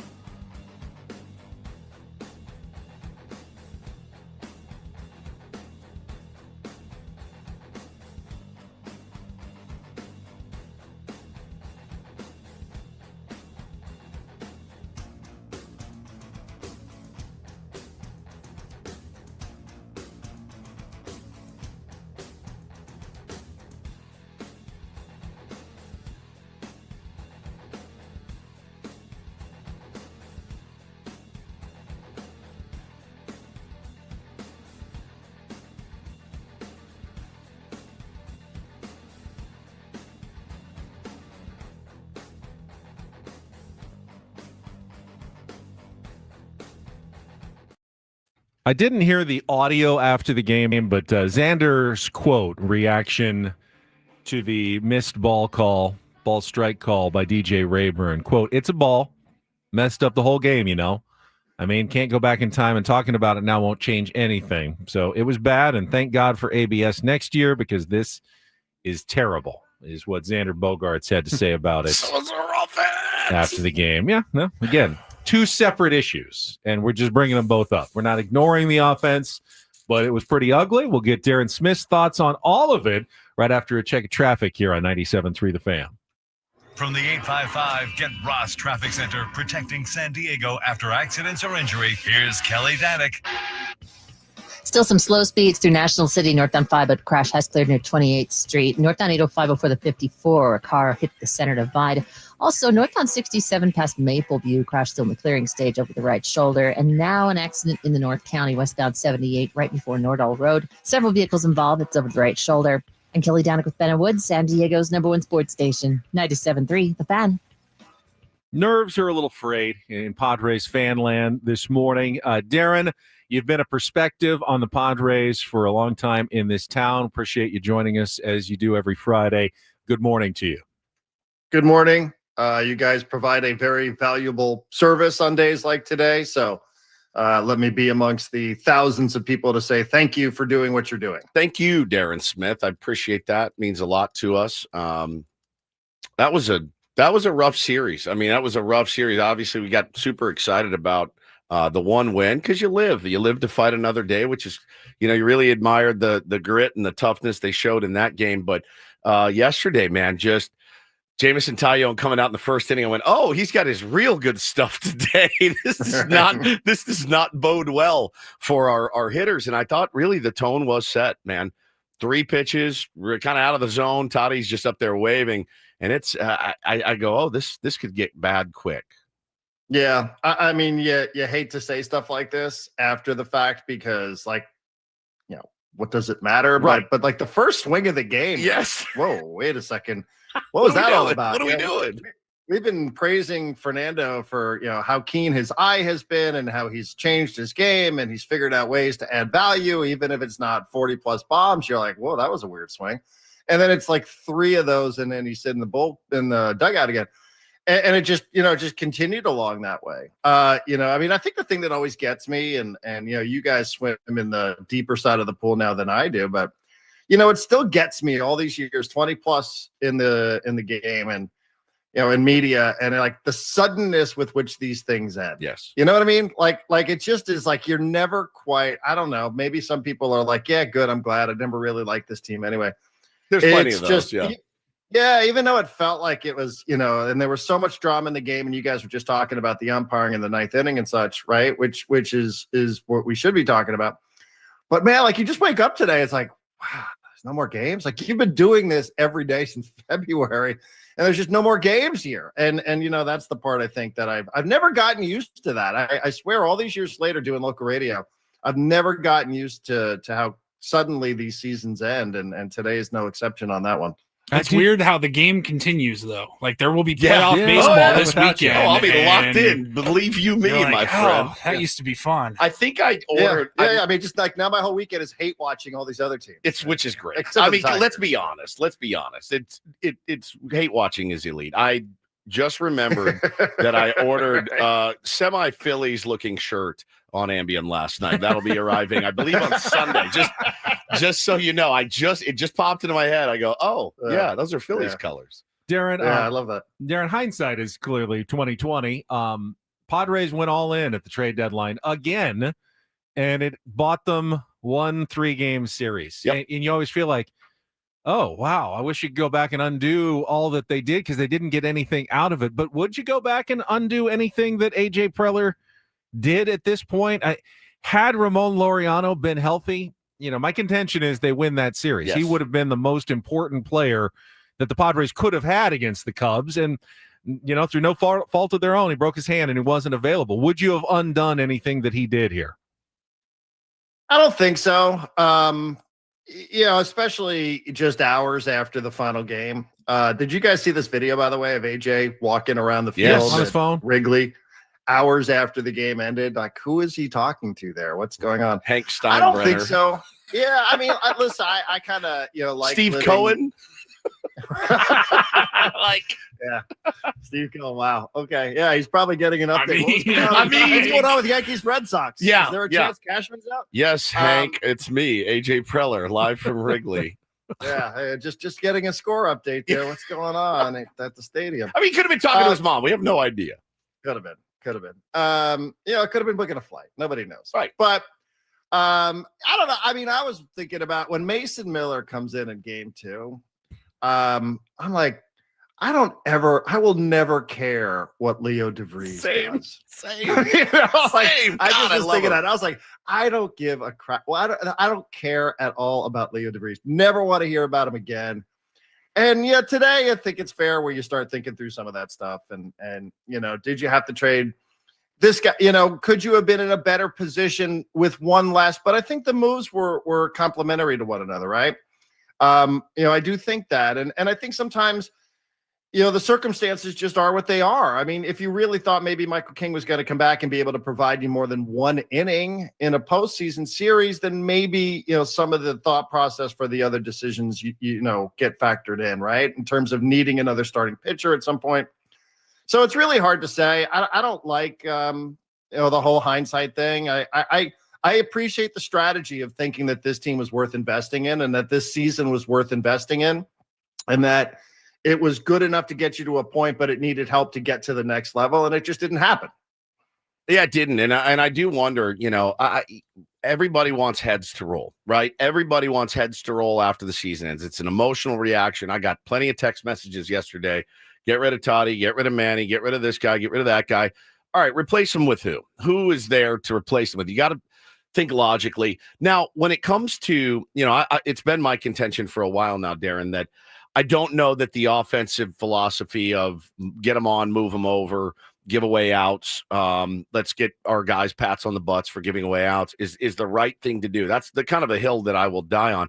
But I don't know how you game Petco Park. I really don't, other than the fact that you get right-handed sluggers that can pull the ball down the line to hit home runs. I really don't know how you game it. We asked Buddy Black the other day, how did you game playing your games in Rockies Field or in Coors Field? And he said, because it's almost impossible, So what is the right strategy moving forward? And if some heads are going to roll, who do you think it would be? Well, I got dragged on Twitter earlier this week for, even saying I think that there's a non-zero chance that there's going to be a change with the GM and the president of baseball operations. I'm not reporting anything. I mean, I'm not a journalist. There have been times in my past where I've said, I think things are going to change because I knew they were going to change. Like I knew Bruce Bochy was leaving in 2006. I knew Kevin Towers was getting fired in 2009. I don't know this. I just know that there's reason to think that this might be some sort of internal discussion. And, I think when you think about the strategy, right, back to the previous question, when you think about what the strategy was to push all in, that was not just to guarantee you 3 games. Also, by the way, in Chicago, right? When you have 72 home sellouts, and we understand the way the business of Padre baseball operates for the most part. We're not privy to the numbers, but when we understand how the business of baseball works here in San Diego, a lot of that is dependent on your creating a team that's going to give you home playoff games, which the team had 4 or 5 times last year and isn't going to have this year. And I do think that's going to be something that will probably be discussed about not even playing a home playoff game. As far as it goes with Petco, I mean, they've had success there. I mean, they have had success there. I don't, it still plays pretty dramatically, right, in favor of pitching. So, from that standpoint, they do have the right guys. I think what you need are the right people, though. I think you need the right people that are going to deal with the fact that maybe their numbers are going to be a little bit impacted by the way the ballpark conditions are set up. So, that's probably more mental than it is something physical. But they've proven that they can have success in that ballpark. I don't think it's prohibitive, but I'm with you on the offensive philosophy. I think one of the questions people and I've asked myself is, do they not hit home runs because they have this philosophy, or do they have this other philosophy because they don't hit home runs? It's chicken and egg, man. I asked AJ the same thing. Is your offense bad because you bunt, or do you bunt because your offense is bad? Nobody knows. Nobody knows. I mean, it's the chicken or the egg, and I know we just don't like it. Yeah, we just don't like it. That's the thing. Like I don't like that. And I also don't think it fits the personality of these players. Dude, exactly. That's exactly right. Like Jackson Merrill slugged in Manny this Machado series. being the face of a small ball team. 100%. I just don't. I don't. Tatis. And you can justify it however you want to justify it. I'm just saying it doesn't fit to me that this team isn't that far removed from the team that was rocking the swag chain and wearing T-shirts that said "Slam Diego." Yes, and I just now don't we're think Sack Diego. That's the nonsense. Sack, they were Sack Diego, like Sack, like these guys had huge, So that's not what this team is. And listen, I'm not saying that it hasn't bore fruit. Yes. But I just don't think that that's what this group is. And you wonder why Toddy sometimes is so mopey after some of these games. I don't know. Maybe it's just that the person, it's just doesn't feel like it's not the right clothing for these guys. It's not. It'd be like watching these dudes go to the bus and wear a bunch of nerd outfits. It's the Brewers. Like, why do you want to turn yourself into the Brewers when you don't have to be the Brewers? You're not the Brewers. Yeah. You're the Padres. You're right. The swag chain, like that's when you're an opposing pitcher and you're like, oh my God, I've got to navigate these guys. Now you're like, oh, good. What's he gonna do? What's he gonna do? Single? And then what's he gonna do? Their cleanup hitter's gonna get him over. Thanks for the out, right?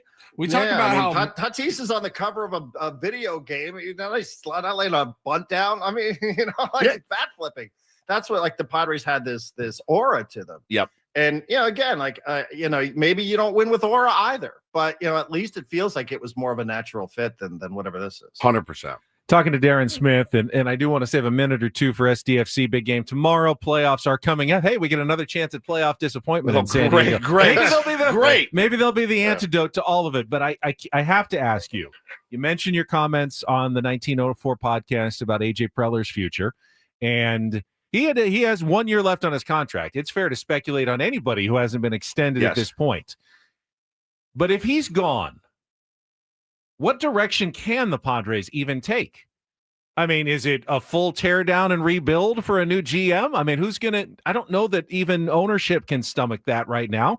Do you want to go back to square one and trade away stars? Can you even do that? Is another GM, can they come in and do anything if they replaced AJ Preller? Or is this franchise kind of locked on course like a giant, huge ship that can't really turn? Its direction is set for a few years. Yeah, I always said if I ever decided, if I were in charge and I decided that I was going to make a change and I was going to move on from Preller, I would do it 1 year in advance because I would want to give him time to restock some of my system, right? Like that line at the trade line. How do the Padres always have the number 3 prospect in baseball? Right. So I would want him to do things to leave me in a better position than just doing something today where, it's been pointed out already here in other places, what the Padres have done even to get to this point, to go to the playoffs and unfortunately to lose. So I would probably plan that out a little better, but listen, this is a crazy organization, at times, we've seen crazy things happen here. I mentioned I mentioned Bochy. I mentioned, what it was that happened a couple of years ago between the manager and the general manager. So, I do think that there's been, there are some special assistants to the CEO around here who probably have some opinions about things that could happen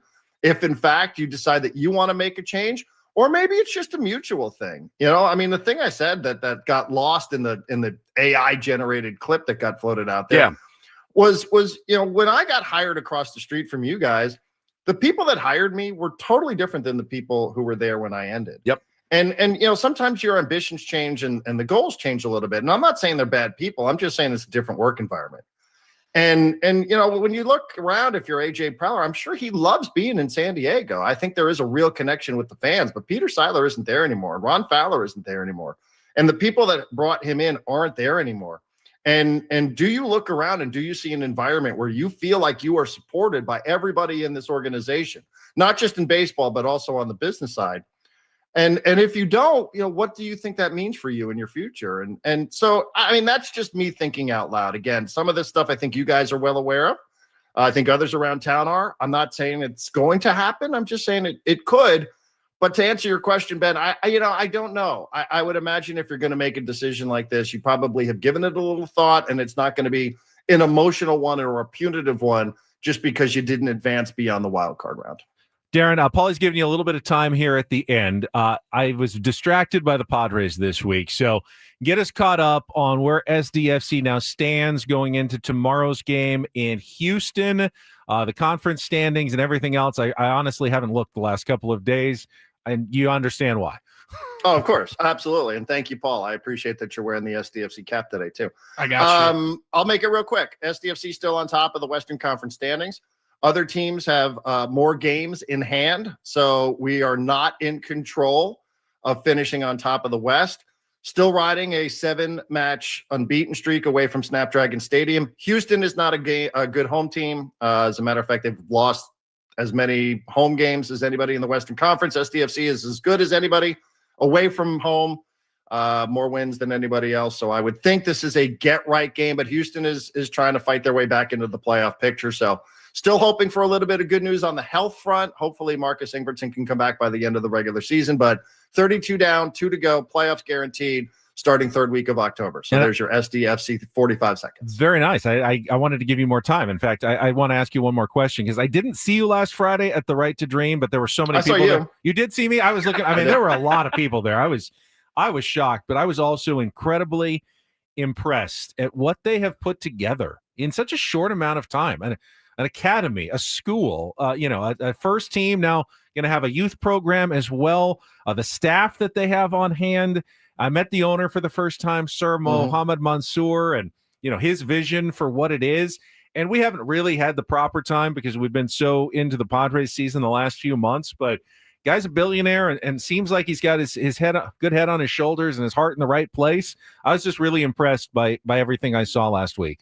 Yeah, so I used your questions to Mohammed Mansour on our pregame show. Yeah, it was pretty. I wanted to see it myself because you hear about academies and people think, all right, what is it, like a reserve team?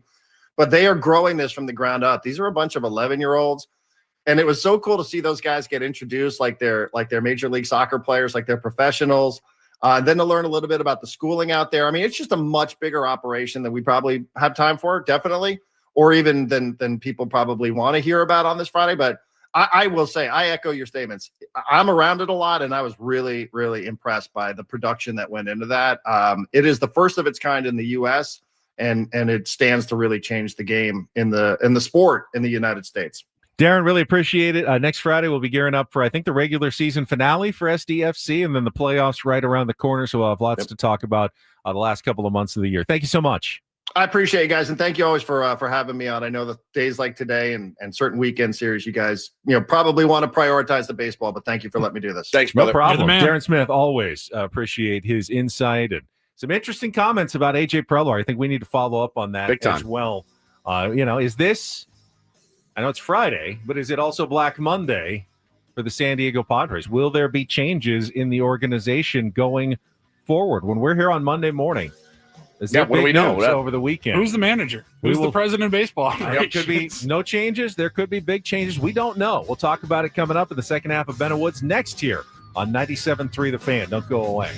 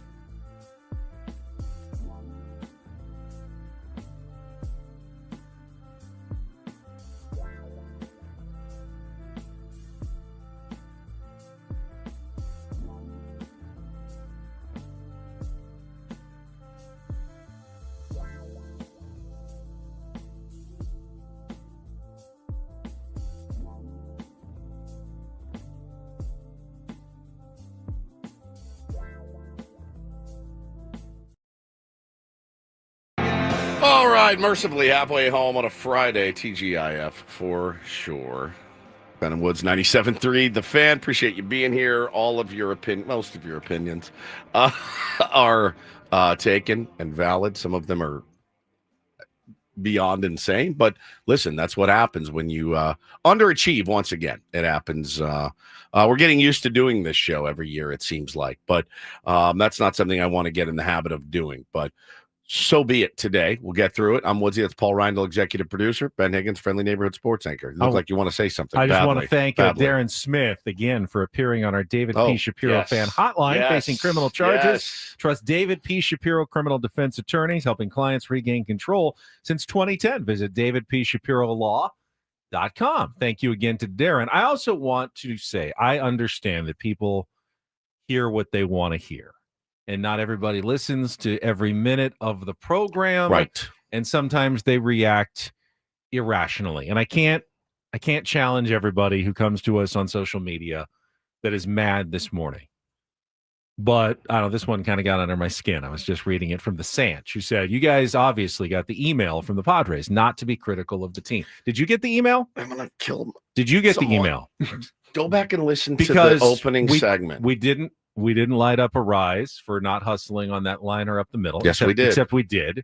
We haven't talked about the stars not coming through. Yes, except we did. That clearly is the main reason the Padres lost the series. And that's what we did. That's been the focus of this entire show. I get hearing what you want to hear sometimes. It's absurd, man. But can you not hear the exact opposite of what we're saying and then think that that's what's true and then come at us at social media and go, well, clearly you're just afraid to criticize the team. I will be fair, but anyone who is being fair this morning will be critical of the San Diego Padres. Yeah, how could you not? The San Diego Padres should be the most critical of the, and they are the San Diego Padres.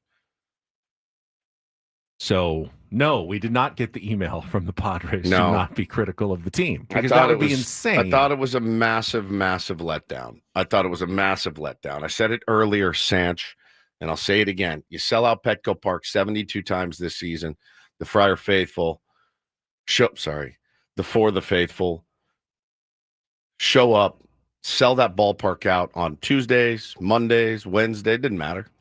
Sold out. Petco Park. You don't get one playoff game, not one home playoff game. That's your prize. And that sucks straight up. And that is, if I was a player, that is what would gnaw at me.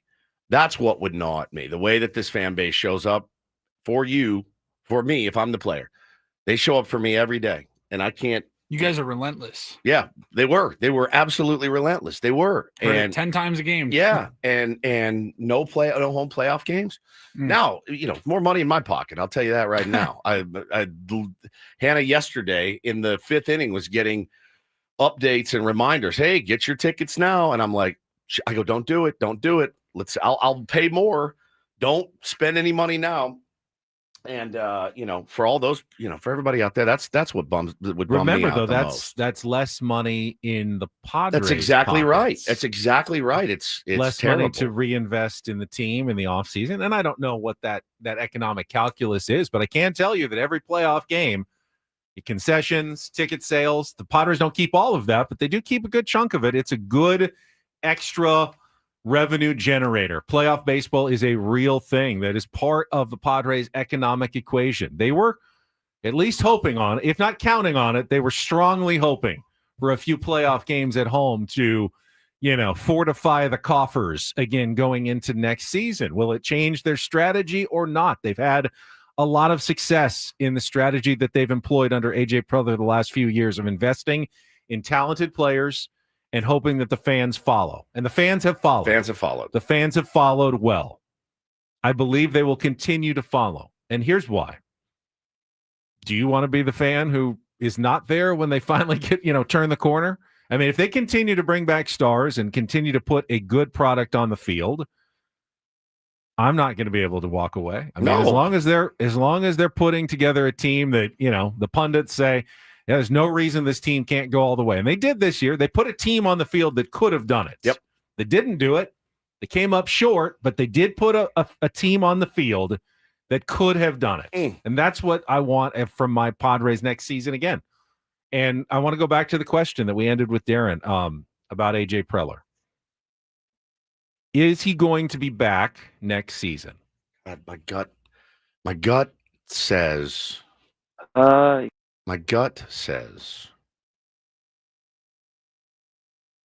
Yeah, no, or no, yeah. No, yeah, which means yes.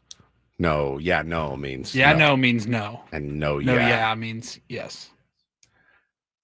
If he's not, I don't envy the next person who comes in and takes the job. How do you both keep the good, continue the momentum and the excitement for Padres baseball? Nobody's better at it than him. If you came in and made a lot of changes, what changes could you make right now if you're a new GM?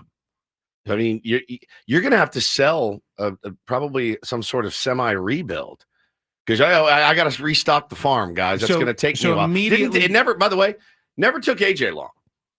Never took AJ long to restock the farm. Nobody's better on the planet than that. And everyone bitches at the bottom. You trade all your prospects.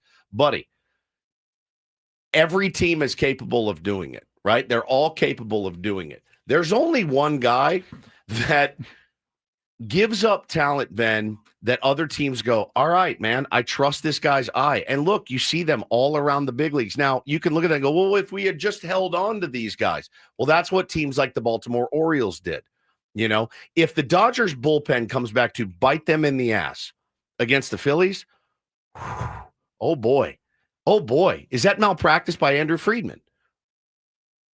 Yeah. 100%. Yeah. It's not even close. If that bullpen, then you've wasted another year of Mookie, another year of Freddie, Shohei in his absolute prime. My God, you wasted it because you wouldn't trade Zaire Hope for a reliever. You wouldn't trade, somebody else, Dalton Rushing for a reliever. That's malpractice, man. It's malpractice. And so AJ will do it. He's done it. And then you know what he does? He goes out and he gets more. And then you know what he does after that? He gets more and he gets more and he gets more and he gets more. Nobody's better at that than him. So Nobody. If you part ways with AJ, whether it's your choice or he walks out the door or some sort of mutual decision with 1 year left on his deal, someone comes in and they've got to have a plan when they come in. And if that plan is, we need to tear down and rebuild, you're immediately the most hated person in San Diego. You've taken a team that sells out every game and gutted it. That's going to be your legacy. That's how you're going to start as GM. Just come right in and become public enemy number one in San Diego. That would be the most hated person in San Diego if that's what they came in and did. So, okay, then bring in a new GM and follow with what AJ's doing. We're going to continue to compete and try to put it. Well, that's what AJ's doing right now. And he's doing it well. Continually putting a talented team that's trying to compete on the field. You keep trying. Can you find someone who can do AJ better than AJ does AJ? Well, and the main thing that Darren said that jumped off the page at me was this. It's not the same job that he signed up for, right? It's not. It's different. We know nothing about the ownership group, nothing. Never talked to John Seidler ever once, never one time. It's not the same gig. Is he better at this job than the one he actually signed up for in the beginning, though? AJ, yeah. Yeah, with age comes a little bit of wisdom and experience. New ownership. Peter's gone. A little more constraints, but he's done really well on the last couple of years. I feel like, I know the results aren't playoff wise, but certainly regular season, 90+ wins the last 2 years, gotten them into a position where they had a lead over the Dodgers. They had a chance against the Cubs here. I mean, needed to execute. There's only so much a GM can do. 100%. And there's only so much a manager can do. Right. At some point, the players have to come through in key situations. And just because Fernando Tatis Jr. didn't, he has come through in other playoff series, didn't come through in this one. Did not come through at all. Manny, his playoff, track record, the numbers aren't great, but he's homered in every playoff series the Padres have played in except for one. It's not like he completely disappears in the postseason. Everyone plays. He's not great in the postseason. He's not, but he's homered in every series that the Padres have played in the playoffs, other than the Braves 2-game sweep when the Padres beat the Braves. He didn't homer in those two. He's homered in every other series.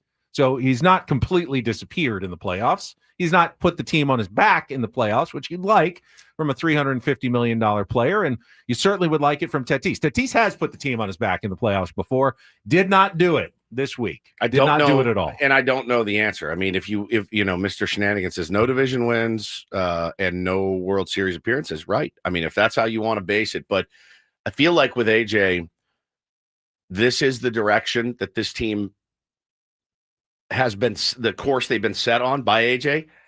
Who is going to come in and then steer the direction in a better way? And how long will that take? Is it 4 years? Is it 5 years? What do you do because you're locked in? You're so dug in. You're dug in. Point, You're with dug this, in. With this trajectory that it would take a complete and utter rebuild. If the Phillies lose to the Dodgers, which could very well happen in a 5-game series, and they're 3 and out, let's say they get swept, is David Dombrowski out?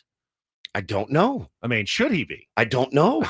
Phillies look like a really good team, and everybody what have they gotten done? They got to one World Series, and then they fell apart and collapsed. That's it. Everybody wants to play this game all the time. You got to get rid of Fernando Tatis Jr. Okay, who plays right? Who plays right better than him? Right. Who's going to throw up 6 WAR or whatever? We got to get rid of Manny Machado. All right, who plays third? Also, is he going to waive his no trade clause? And you're going to eat that money? You're going to eat that money, or they're going to pick up all that money? Right? Like, think it through a little bit. I just don't know what's going to happen. People are saying Bruce Bochy. The Giants don't even want Bruce Bochy back. They said it yesterday, like Bruce Bochy to be the manager. Listen, you're dug in at this point with AJ Preller. In my opinion, I think you have to kind of ride it out. There's so little another GM could do. Let's say, as you just said, if you wanted to trade a star and get value back, right. Get young talent, get some starting pitching, get some top prospects. Who is the most tradable player on the San Diego Padres? Who has the most value right now? I think the answer is obvious. Toddy or Jackson? Yeah. Jackson Merrill is your most valuable commodity. Don't want that. He's signed. He's controlled. He's young. He looks like a superstar. Does anybody want the Padres to trade Jackson Merrill? I don't. All right, so new GM, you can't do that. You can't do that at all. Fernando Tatis Jr., maybe Mason Miller is next. Do you want the Padres to trade Mason Miller? It would be my luck, but no, I did not. Okay, so but they could. They could. Mason Miller, you're a Met. Everybody else comes with baggage, large contracts, no trade clauses. You're dug in. You saw what the Cardinals tried to trade Nolan Arenado. It was ugly. It didn't work. Yeah. There's not much anybody can do coming forward. But there is something that one guy can do, and he continues to do it year in and year out, at least give you a shot. It's AJ Preller. I'm tired of is they better get us some help. Well, you got help, and you went out in 3 games against the Cubs. Well, these guys better go up and sign off on these deals. All right, they signed off on these deals. The players have to start backing this thing up. They got to start backing up their general manager. Like, their general manager backs them up. And when they need something, he goes and gets it. And then what does he do? He exhaustively scouts, goes out, finds talent all over the world, loads up the farm system. Does he trade them? Yeah, he does. He does. What does he trade them for? Trades them for big league caliber players that should help your team win. And for whatever reason, when we get to October, Ben, and those lights click on, everything goes cold. Well, not everything. The pitching was fantastic. It was spectacular. The bats go cold, and they have for the last 5 playoff games. Which is 5 games out of, this Tatis, Manny Machado era. The last now 6 seasons, 4 playoff appearances, really 7 since Manny got here. But let's say that's about 1,000 games the Padres have played, and their bats went cold for 5 of them, and it cost them 2 playoff runs. I mean, more than that. True, but, 30th ranked offense or whatever in baseball. But what I'm saying is that, you also have to remember that the playoffs are a very small sample size. Yeah, they are. There's no question. But in a small sample size, that's why you have superstars to mitigate that. Like, if we're not paying you for October, regular season's great. And I love the consistency of all these players. I really do. And I laud it and I applaud it. And I think it's brilliant. I think it's great. And I love guys that post, and I like guys that play every day. I do. I think that's something to be admired. I want my kids to be that way. That being said, Mookie Betts does not wilt. Freddie Freeman doesn't wilt. They just don't. They don't wilt in October. They have once in 23, like 1 for 21, and it was jarring to see. Mm-hmm. And what's happened since? They are a terrifying lineup. I need to pull numbers, and we'll hear all about it with these playoff games going on right now. Aaron Judge, has finally came through a little bit in this series against the Red Sox, but he'd had a rough go. Our guys, man, I don't know what it is about October, but you just can't count on them. They're not scary. All different, though. They are, but now, though, Fernando Tatis has had way more good playoff games than he's had bad playoff games. Yeah, it's just you stack three of them together. The numbers show that. Yeah. Fernando Tatis Jr. is an elite playoff performer by the numbers. Of course, he's gone very cold in 5 games that have cost the Padres big time the last 2 years. But overall, he's an elite playoff performer, one of the best that we've seen of this generation. Yeah, he had a terrible series. And he had a terrible series. Do you throw out the numbers from before because he had one terrible series? Manny, a little more complicated of a discussion as a playoff performer. Matt nails it. He's just, people really want to go back to being completely irrelevant. Irrelevant? Irrelevant. Nice job, Woodsy. Nice job, Woodsy. Irrelevant. I don't want to go back to it. I want to make the playoffs again next year. I want to go through this pain and this misery and this heartache and this. I want to go back to the playoffs, but I don't want to be the most predictable team in the playoffs. 100%. And you use that word a lot, predictable, when it comes to like the small ball. And it's just, everybody knew this does not work. This is not a winning formula. It's odd. They have an elite bullpen. We saw that. We knew that. They're like, you got to get a lead. How do we get a lead? Mike Shott was so creative with the pitching this series in terms of using that bullpen aggressively. Hey, I'll go to my closer early. I'll go to Mason Miller early. I'll bring in Michael King in relief. And for the most part, it all worked out really well. And he was so uncreative offensively. I don't understand it. It doesn't make a lot of sense. I don't understand it. And Nick nails it. He goes, I got to start enjoying the regular season more because sweating 162 for it to end like that just sucks. It is weird. And I think I did, speaking for myself. That's why last year was such a gut punch because they were not as predictable. I was like, I was my best self during the regular season this year. I really was. I didn't throw stuff. I didn't yell. I snapped at my kids maybe twice all season. Really? I was like, man, I'm very proud of how I handled myself this regular season. You're always pretty even keel. I'm not. I worked really hard to get to even keel. I'm not even keel today. I'm crashing out a little bit about it because it's just the same old story every single postseason. And think about the last 5 playoff games. It's excruciating. I'd rather go to jail for a month than sit through those last 5 playoff games again, even though we've got to win in one of them. Okay, lost 4 or 5. Yeah, 4 or 5. I mean, I'd rather sit in jail for a weekend. If this is June, you forget about it in 2 days. They've lost 4 or 5. If it's June, if it's June, I'm like, who cares, man? Just get to the dance, get to the dance, get to the dance. But I'm telling you, man, it is it's such a tough watch right now. And your heart breaks for him because you know what it's like to not come through. And there's no worse feeling. No worse feeling. All right. I don't want to miss Take on Woods today because I believe it is the last chance to qualify we're gonna play for the Eagles in the Sphere. So I think we should play. Good day to get me, actually. I think we should play because I want to give Tier 1s one last chance. So if you want to be our contestant, call in now. 833-288-0973.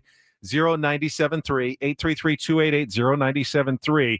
I believe this is it to try to qualify for the Eagles at the Sphere and the 2 nights at the Venetian. We'll play our musical trivia challenge. Woods, V-Tier 1 coming up next year on San Diego's #1 sports station, 97.3 The Fan. But first, if you're trapped in that high-rate mortgage, if you're watching hard-earned money vanish every month, stop. Because right now at Loan Pronto, delivering the lowest mortgage rates in 3 years, Loan Pronto's rate reduction loan program, home loan program, is a streamlined, low-cost way to slash your house payments by hundreds of dollars a month. How about an extra few $100 in your pocket every single month?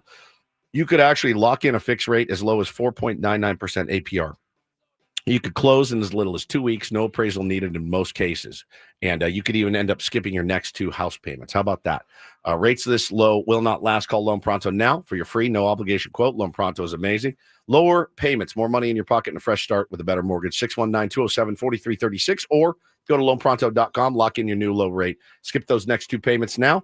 Don't let high rates hold you back. 619-207-4336 or go to loanpronto.com. Again, 619-207-4336. Equal housing lender, NMLS 1661781, subject to lender approval, NMLSconsumeraccess.org.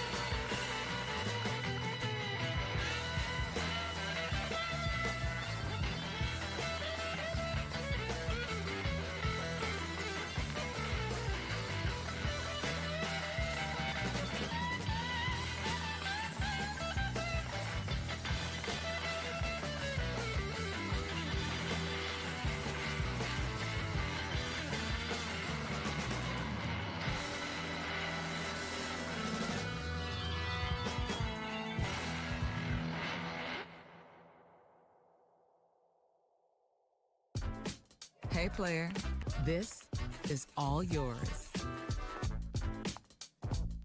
This room with this view. This speakeasy with this cocktail. Hey, could you make that too? The spa with this. Ah. And this pool on this roof. This is all for you. The all-new Humul Casino Resort, now open.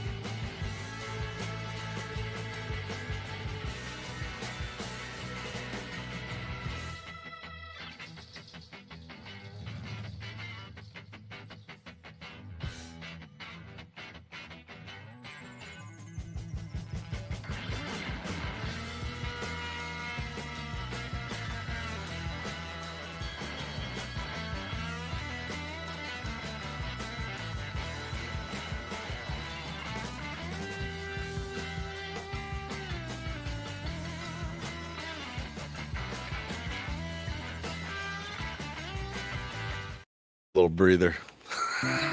Right? I need a little breather. It's tough. Man. Yeah, and I don't want to rob tier ones of the chance to qualify for the Sphere. That's a great, really good prize. That's a great point. So let's get to it. Last game of the month. Well, technically it's already October, but last game of our monthly prize. Let's take on Woods.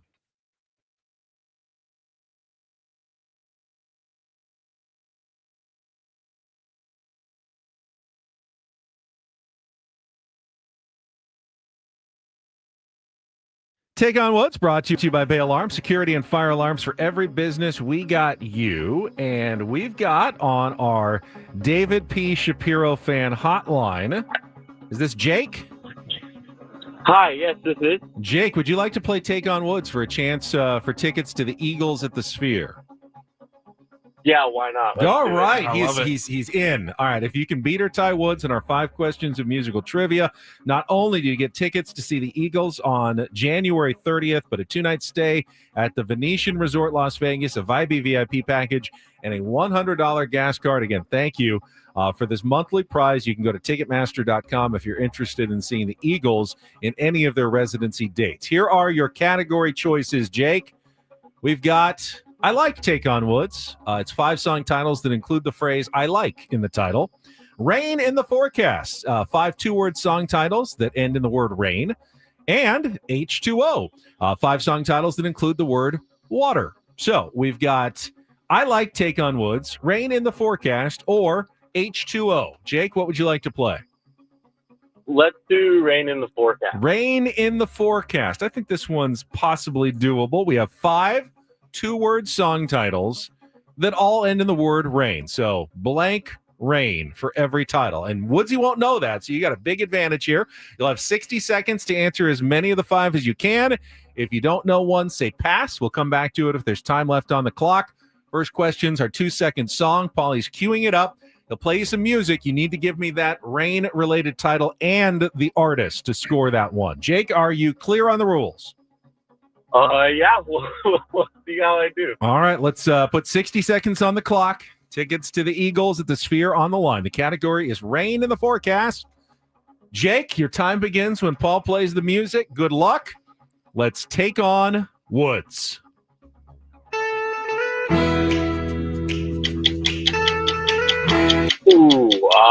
Oh man, I'm gonna have to pass. The year 1984 was a big one as Prince released a song, album, and movie, all with what shared name?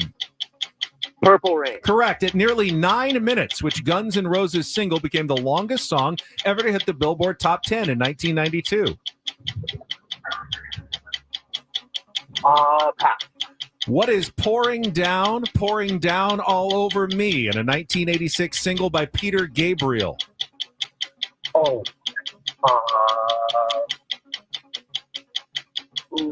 my gosh, I'm gonna have to pass. Taylor Swift sings about giving up a normal life in her hometown for a life of fame, in which 2022 top 10 hit? Ooh. Oh man. Oh, this is not good. Brain fog. I'm gonna have to All right, back to the song. Any idea? We're out of time. I don't think one's going to do it. Jake, thank you for playing. You can hang on the line if you want. You got Purple Rain. You didn't get No Rain by Blind Melon. November Rain by Guns N' Roses. Red Rain by Peter Gabriel. And Midnight Rain by Taylor at Swift. least four. I think that's my over-under's 4. All right, Woods. No Hello. category for you. Enjoyed my time out there peacefully Get meditating. your head right here. Get your head right. This is your distraction for the day before we go right back to the Padres talk. 60 seconds on the clock. Your time begins when Paul plays the music. Good luck, Woods. Let's take on Jake. Oh, it's No Rain by Blind Melon. Correct. The year 1984 was a big one as Prince released a song, album, and movie. Purple Rain. Correct. At nearly 9 minutes, which Guns N' Roses single became November Rain. Correct. What is pouring down all over me in a hit 1986 single by Peter Gabriel? It's Red Rain. Correct. Taylor Swift sings about giving up a normal life in her hometown for a life of fame, in which 2022 top 10 hit. Rain on My Taint. No, it's Midnight Rain. Taint Rain. Taint Rain. We both said 4 is the number that Woods will get, and we were both exactly right. What about you? you? Got one. That's all right. Jake got one. That's So all right. I believe that's it. We got our 8 qualifiers. The drawing will be held sometime in the next few days, and our winner for the Eagles will be notified probably sometime next week, although I don't want to make any promises from our promotions department other than they will get it done, and we will have a winner for the Eagles Sphere tickets. Light's not too bright for your old pal Woodsy. No, you came through when the pressure was on. That's right. 4 for 5 is 800. That's a great batting average. Yep. All right, let's take a quick timeout. Come back. Manny's reaction after the game is starting to make some national headlines. National? Wow. Yeah, it's going viral this morning. It's a clip from our friend Jake Poor at Jake. Channel 8. And I don't think Manny was too fair to poor old Jake I didn't yesterday, either. but we'll play the clip and we'll talk about it coming up next on San Diego's #1 sports station, 97.3 The Fan. First, though, Woods and I are imploring you, do the responsible thing. If you are married, if you have kids, if you have assets, and you do not have estate documents that specify what happens after you are gone, you are setting up your family for a world of hurt. Yeah, what are you waiting for? I asked myself that the minute I sat down to log into trustandwill.com, and I realized, man, I should have done this a long time ago. They make it so simple for you. So go to trustandwill.com, use the code radio20 when you check out. Going to give you 20% off. It's a great deal. And again, that peace of mind is worth every single penny. It really is. You can go to a lawyer, but you're going to get charged a lot, billable hours and such to prepare your estate documents. This is a very simple and affordable way to do it. Again, takes about anywhere, 20, 30, 40 minutes. Depends on how detailed you want to get. But that's the great thing. You can customize your will or your trust to just how detailed you want it to be at trustandwill.com. That's exactly right. Again, very, very simple, guys. Trustandwill.com, code radio20 when you check out. Make sure to get that trust, man. Keep your family out of expensive, lengthy, painful probate court. All right. So again, trustandwill.com. Get it done today. Make sure you use the code radio20 when you check out.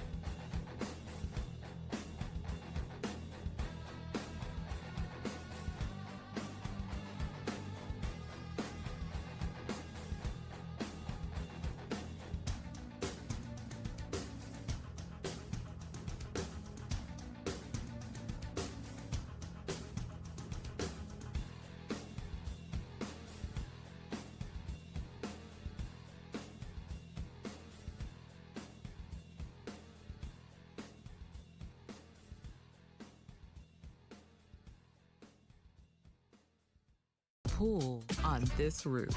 This is all for you. The all-new Humul Casino Resort, now open.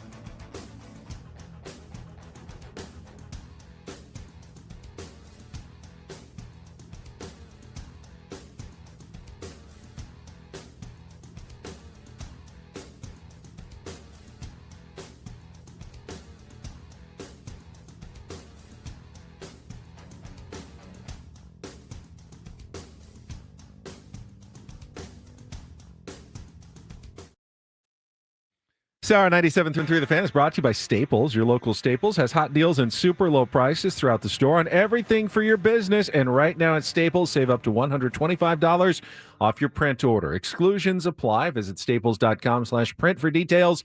Ends 11/1. Plus, save even more with the Easy Rewards program at Staples. I truly enjoy my jobs, both of them. Love coming in the morning, talking to you guys, interacting with the tier ones, playing and hosting Take on Woods, everything I get to do. I also really love my TV job. It's given me the opportunity to do a lot of fun things over the years. Sounds travel, like you're bragging right go to now. playoff series. I am a little bit. I really do. It's always been something that I talk about with my friends, like Scotty. He never loved his job. Yeah. And he's like, you really do love your job. Can't relate, man. Yeah, exactly. There's one part of my job that you would not envy. And I have done it before, and I've always hated it. I didn't have to do it last night. Our friend Jake did, though.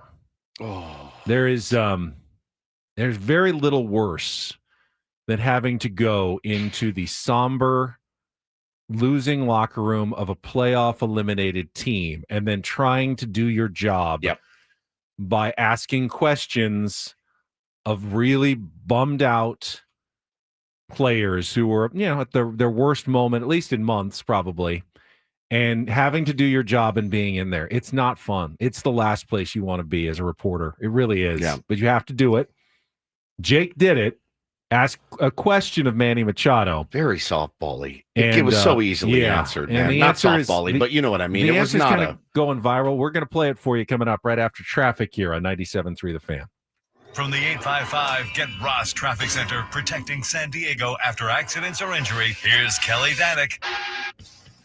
Looks like the roads are starting to wind down pretty nicely around the county. Just a few things to mention here. Northbound 15 past Adams Avenue. We have reports of some plywood in the right lane and a wheelbarrow over to the right shoulder. Good job in securing that load, whoever. South 163 before the 52 accident over the right shoulder, and a crash being cleared out of lanes on westbound 52 right before the 5-car and motorcycle involved. It's mostly over to the right shoulder.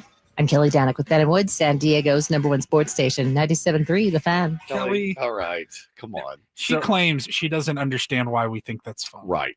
And I don't buy it. Right. I know Kelly Danick. It's kind of like when I talk about my cable company. Right? Like I do we do it for a reason. There's a double entendre in there Correct. somewhere. Correct. So yeah, back to the game last night. And afterwards, the reporters who were there in Chicago, wait. There's a cooling off period. Mike Schilt addresses the team, and he goes off to the interview room, and they let the cameras and the writers into the clubhouse to start interviewing players after the game. And of course, there's going to be a few cameras that go over to Manny Machado, Sure. one of the team leaders and highest paid players, to get his thoughts on the game and the end of the season. And here's the audio from Jake Garignani from Channel 8 asking Manny Machado about the end of the season. I know it just ended, but how do you assess a season like this? I mean, what type of question is that? Go God, my guy. How do I assess the season? We just lost. How do you think I assess the season? How do you think I assess it? I don't know. That's what I was asking. You tell me. What's a loss? We lost. How do you assess it? It's a loss. You lost. Come on, dude. I mean, you could ask better questions than that. Let's go. Come on. Oh my God. Wait for it. Wait for it. Wait till the last second to ask that question. As they're walking away, he's gonna wait till the last second to ask that. Come on, bro. You know better than that. It's such an easy one, man. And I, again, it's that heat of the moment thing. It sucks, dude. I did see people going, "What's Manny smiling for? They lost." I'm like, do you not know the psychopath smile? I do the psychopath smile when I'm mad all the time. Anna and I were talking about this morning. When we argue, we're both like this, staring at each other like this. Oh, really? Really? Is that why? Neither of us are happy. I forgive him for the psychopath smile because I do the psychopath smile. But I didn't think that question was wrong. It's ask me. All right. Here I am. I'm so bummed. I just lost Take on Woods for the 70th time. How do you assess the season? I'm so pissed. I'm so pissed, man. I really felt like we had a good team. And we just didn't get the job done. And I'm tired of not getting the job done. I really am tired of not getting the job done. It's on me. It falls on me. I got one hit. And it just sucks. I feel bad for these guys. I feel bad for AJ. I feel bad for the fans. I hate this. I hate it. And, all I can promise you is I'm going to get back in the gym and I'm going to go harder and we're going to come back and we're going to try this thing again, man. That's what I can promise you. It's easy, man. He's a veteran. He knows better. And he's sensitive and he's pissed. And again, we all know you're going at them at a very tough level. Of course, Jake knows that. And Jake probably holds no. I'm sure Jake is fine. He understands, Manny. It's unfortunate that it's going to go viral. Jake's more today. mad at people in the comments are like, "What a stupid question!" Right? Yeah, because it wasn't. It was so easy. He's not mad at Manny. Here's the thing. Some people I think don't understand. When Manny says, "You know the answer to that question," what do you tell me? You know the answer because I bet it sucked. Jake does know the answer to that question, but guess what? We can't do as reporters. Imagine what Manny would say. Well, Manny told me to tell you, what I thought. And I think Manny thinks that this really was disappointing the way it ended and that the Padres offense needed to be better. We can't put words in your mouth. So we have to ask you the question so you can directly put the words into your story, whether it's in newspaper, on radio, or television. You ask very basic questions so the players can explain in their own words what they're saying, because it's not our job to put words in your mouth. Correct. You have to put those words out there, even if the words may be the most obvious words ever. And even if it's like, see, people are like, well, they already covered that question. It doesn't matter. It doesn't matter. It doesn't matter. It doesn't matter at all. It's still a very simple question to answer. And I'll bet you at some point, Manny goes up to Jake Garignani and the next time they see each other, hey, my bad. I was hot, mad. I promise you, man. I mean, we've known Manny a long time. Look, I will say, man, this isn't the first time that guys have acted defensive and all that this year. It's been a freaking defensive year. It really has. Schulte gets defensive about it. Now Manny's getting defensive. Manny how long has he been in the league? 12 years? Manny knows better than that. He absolutely knows better than that. He's had people at his locker asking him the same question over and over and over. Well, what were you looking for? What did you think? He knows the drill. He knows the drill. This is, again, like, you're, as a skipper, as a player, you're not infallible to criticism. You're not infallible to questions. And it's been a pervasive attitude of this team. Defensive, on the defense. Anytime anybody, how dare you question, three lefties in a row. It worked in Johnson City. Truly, like it's. So do you think that was just Manny? That's just who Manny is, or do you think that's emblematic? It starts at the top and it's trickled down. Paulie, We've all covered Manny for years since he's been here. Never heard him like that. Never once. Which it also shows that Manny is a human being. Of course. Who is having a really bad moment. Now, we don't, in our regular lives, we don't have to face that. We all have professional disappointments. You're you got a big contract that you're trying to secure for your company. And you dropped the You ball. were right there at the last minute. You thought you had it secured, and you had a bad phone conversation with the client, and he decided to cancel on you at the last moment. And this is really going to hurt. You're not going to get your bonus. You're not going to get your promotion. And this is like a low point for you for maybe a year, maybe the last 2 years, like your worst moment.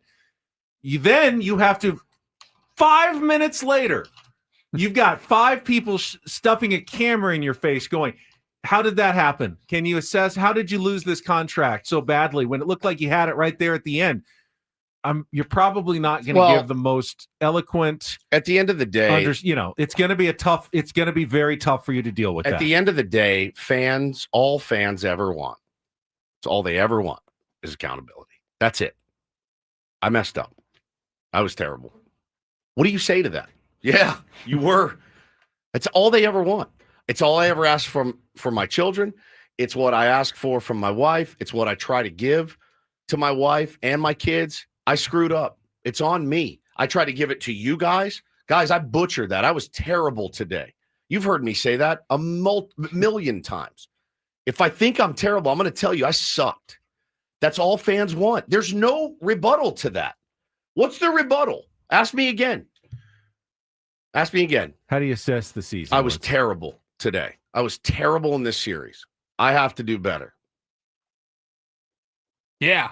I think. What's the follow-up? Ultimately, and Manny knows this. He doesn't need me telling it, but. Yeah, Manny, he said it was on him. He absolutely did. That's what I'm saying. That's all we ever want. Manny doesn't need me telling you this, but you think that you were facing a tough question there. If you were in the locker room playing for the Yankees and you lost after that game, you're facing 80 questions that are basically just insults that are hurled at you. Jake was very professional. Manny, you couldn't hit the broadside of a barn. How does it feel? Jake was very professional in that question. It was open-ended. Yeah. It really allowed Manny to say whatever he wanted to. It wasn't just fair. If anything, it was generous. It was a generous question to give Manny Machado. It was not pointed. No, it was not. It was not leading. It wasn't. There was nothing at all wrong with the question. And Manny overreacted. Yeah, he's pissed. And it was inappropriate. Yep. It of course, is forgivable. He should apologize to Jake at some point. And like you said, I would imagine he probably will at some point. I don't think Jake is going to lose any sleep over it. He did his job exactly the way he was supposed to do his job. Yeah, I agree. If anything, he could have asked a tougher question. Yeah, right. And it would have been okay. It would have been okay to ask an even tougher question. Jake, he did not ask for a nuanced question. He wanted a broad question. A nuanced question would have been, how do you improve on your, 200, 260 OPS in the playoffs? That's a nuanced question. A broad question is, how do you assess this season? And it's as broad as it gets. Nuance is completely different than that. Come on. And again, for people going after Jake or Manny, actually, both very difficult jobs. So, it is what it is. That's the part of yesterday. The thing I'm probably most interested about is I don't mind a leader being pissed off and giving me a psychopath smile after he underperformed and the team didn't move on again. The thing I'm most concerned about is what happens with that umpire scene with Xander and Jose Iglesias. And, that's gone viral as well. It's gone everywhere. I wonder if you're going to get a chance to break out your psychopath smile in our final hour, because we are going to. Oh, no.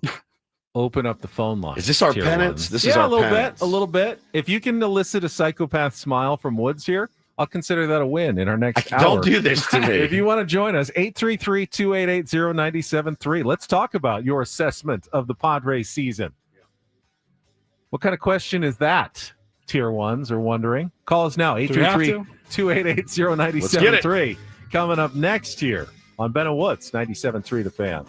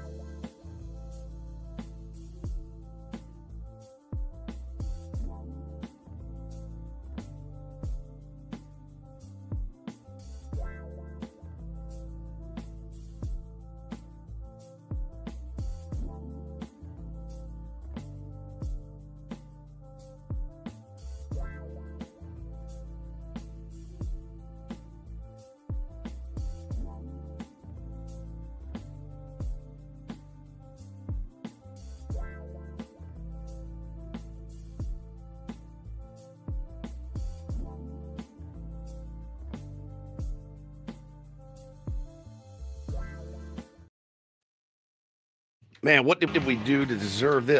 We did not come through with runners in scoring position. We didn't throw a hanging, you know what? Splitter or something. Even we are susceptible, though, to the bad moments. Punishment. I want to, the phone lines are now jammed, 833-288-0973. Normally we do the Rondo Report here, but we're going to go out to the phone lines. Rondo Report brought to you by your local Kia dealers. Visit kia.com to discover movement that inspires. I got testy from a tweet earlier, remember? Yeah, I remember, yeah. The Sanch has tweeted back. He says, I apologize. Thank you, sweet angel. Wasn't trying to come at you. When I turned on my radio at 7 a.m., the first thing I heard sounded like you were blaming the bad call. I want accountability from you, from them, so it needs to come from me. Sorry for the aggressive tweet. What is this healing? I know. Do I see healing and accountability? And I am sorry I got testy. I knew you probably weren't listening that first hour, and I took it out on you on live radio airwaves, kind of like Manny took it out on Jake, as he shouldn't have, and I took it out on the Sanch because I got testy. I texted Jake. Jake goes, it ain't no big deal. Yeah. It is no big deal because I've been called every name in the Jake book. Of all people. Jake of all people. He's the most zen, chill guy. He doesn't care. I would have been in a hole. In an absolute hole. As he was talking, I'm so sorry. I'm sorry. Just backing away. Jake said, gee, dude. Sanch, we love you, dude. That's an amazing. You don't see that much these days. We need more of it. Honestly. We do. You know, sometimes you're going to make a mistake if you own up to it and swear it. And you wear it, and I'll own up to my gotten a little too quick responding to a tweet I probably didn't need to. So let's move on from there. Let's see what the tier ones have to say. We're going to start top of our board today with Matt. Welcome to the day after, Matt, on 97.3 The Fan. Hey, fellas. How you doing? You guys have been there for me this week, all the time, all season. Appreciate it. Thank you.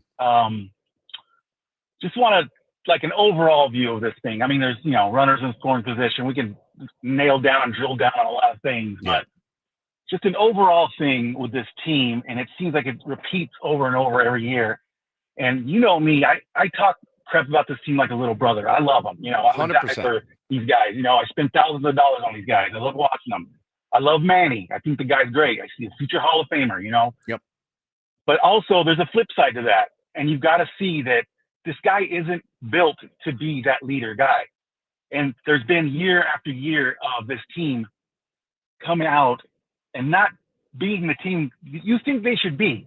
And if this guy wants to put the C on his chest like we all think he should, there's got to be a point where you grow up and you realize it's not all vibes. There's more than vibes of this team and bat flipping. You got to show up and you got to be a cold-blooded killer in the playoffs, and you got to do more than just bat flip. And I love that stuff. Don't get me wrong. I love that stuff. But there's more to it than that. There's more to it than just the good times. You see a good leader in the bad times, not the good times. A good leader shows up when things are going rough. That's when you're like, oh man, this guy really knows what's up. This guy is going to take accountability and answer these questions and, really take the brunt of it. And that answer yesterday was disappointing. I mean, I'm not surprised by it because he's done that before. We've seen it before year after year. We've heard last year where they said they quit on us in 23, and it's happened before. And I don't fault the guy. He's emotional, we all are. But there's got to be a point where you realize, man, I gotta grow up here. If they want me to be captain, I gotta be that dude. Matty, I gotta be that guy. I agree with you, dude, and everything you're saying. Leave him on, actually, if you want to leave him on. Matty, I want to leave you on for this because it's a question for you guys and Matt too, and the tier ones out there. Who's the best leader in baseball?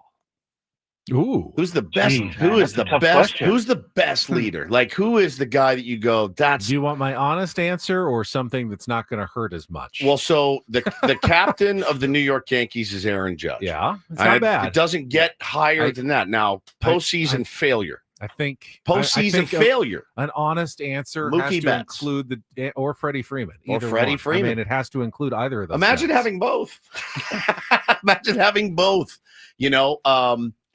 Is it Bryce Harper? He's got no rings either. But I think the conversation about Manny has to include both sides. Manny leads in many ways. That's exactly. I was just going to say too. There is something, Matty, about showing up and going about your business every day and being in the lineup. That we've never discounted that. I do think. Leading by example is huge. It's huge. Leading by example for sure. Ben is a leader by example, straight up.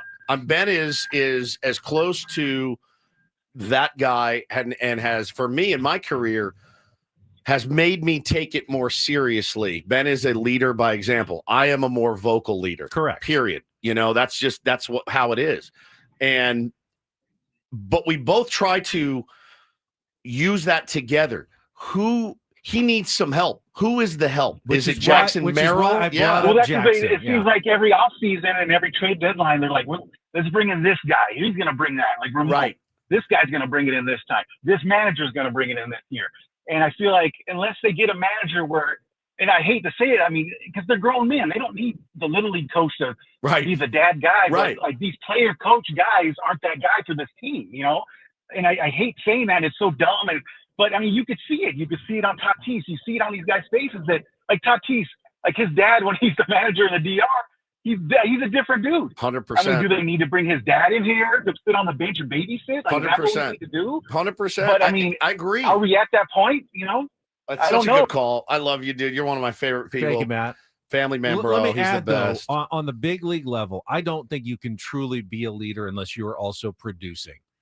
Right. And I think Xander could be a leader, but he hadn't played well enough until maybe a little bit recently where he could step up and be more of a leader. Well, Joe Musgrove is a leader. Hard to be a leader this year when you're just rehabbing. You can rally guys and lead by example. Yeah, he was, but he's not getting in guys' faces. They I would always imagine. say, Craig Stammen was a great leader, but he was a lead by example guy. But I don't think you can be a leader without at least being somewhat of a star player. Who's the best, man? Who's the best? It should be glaring on every team.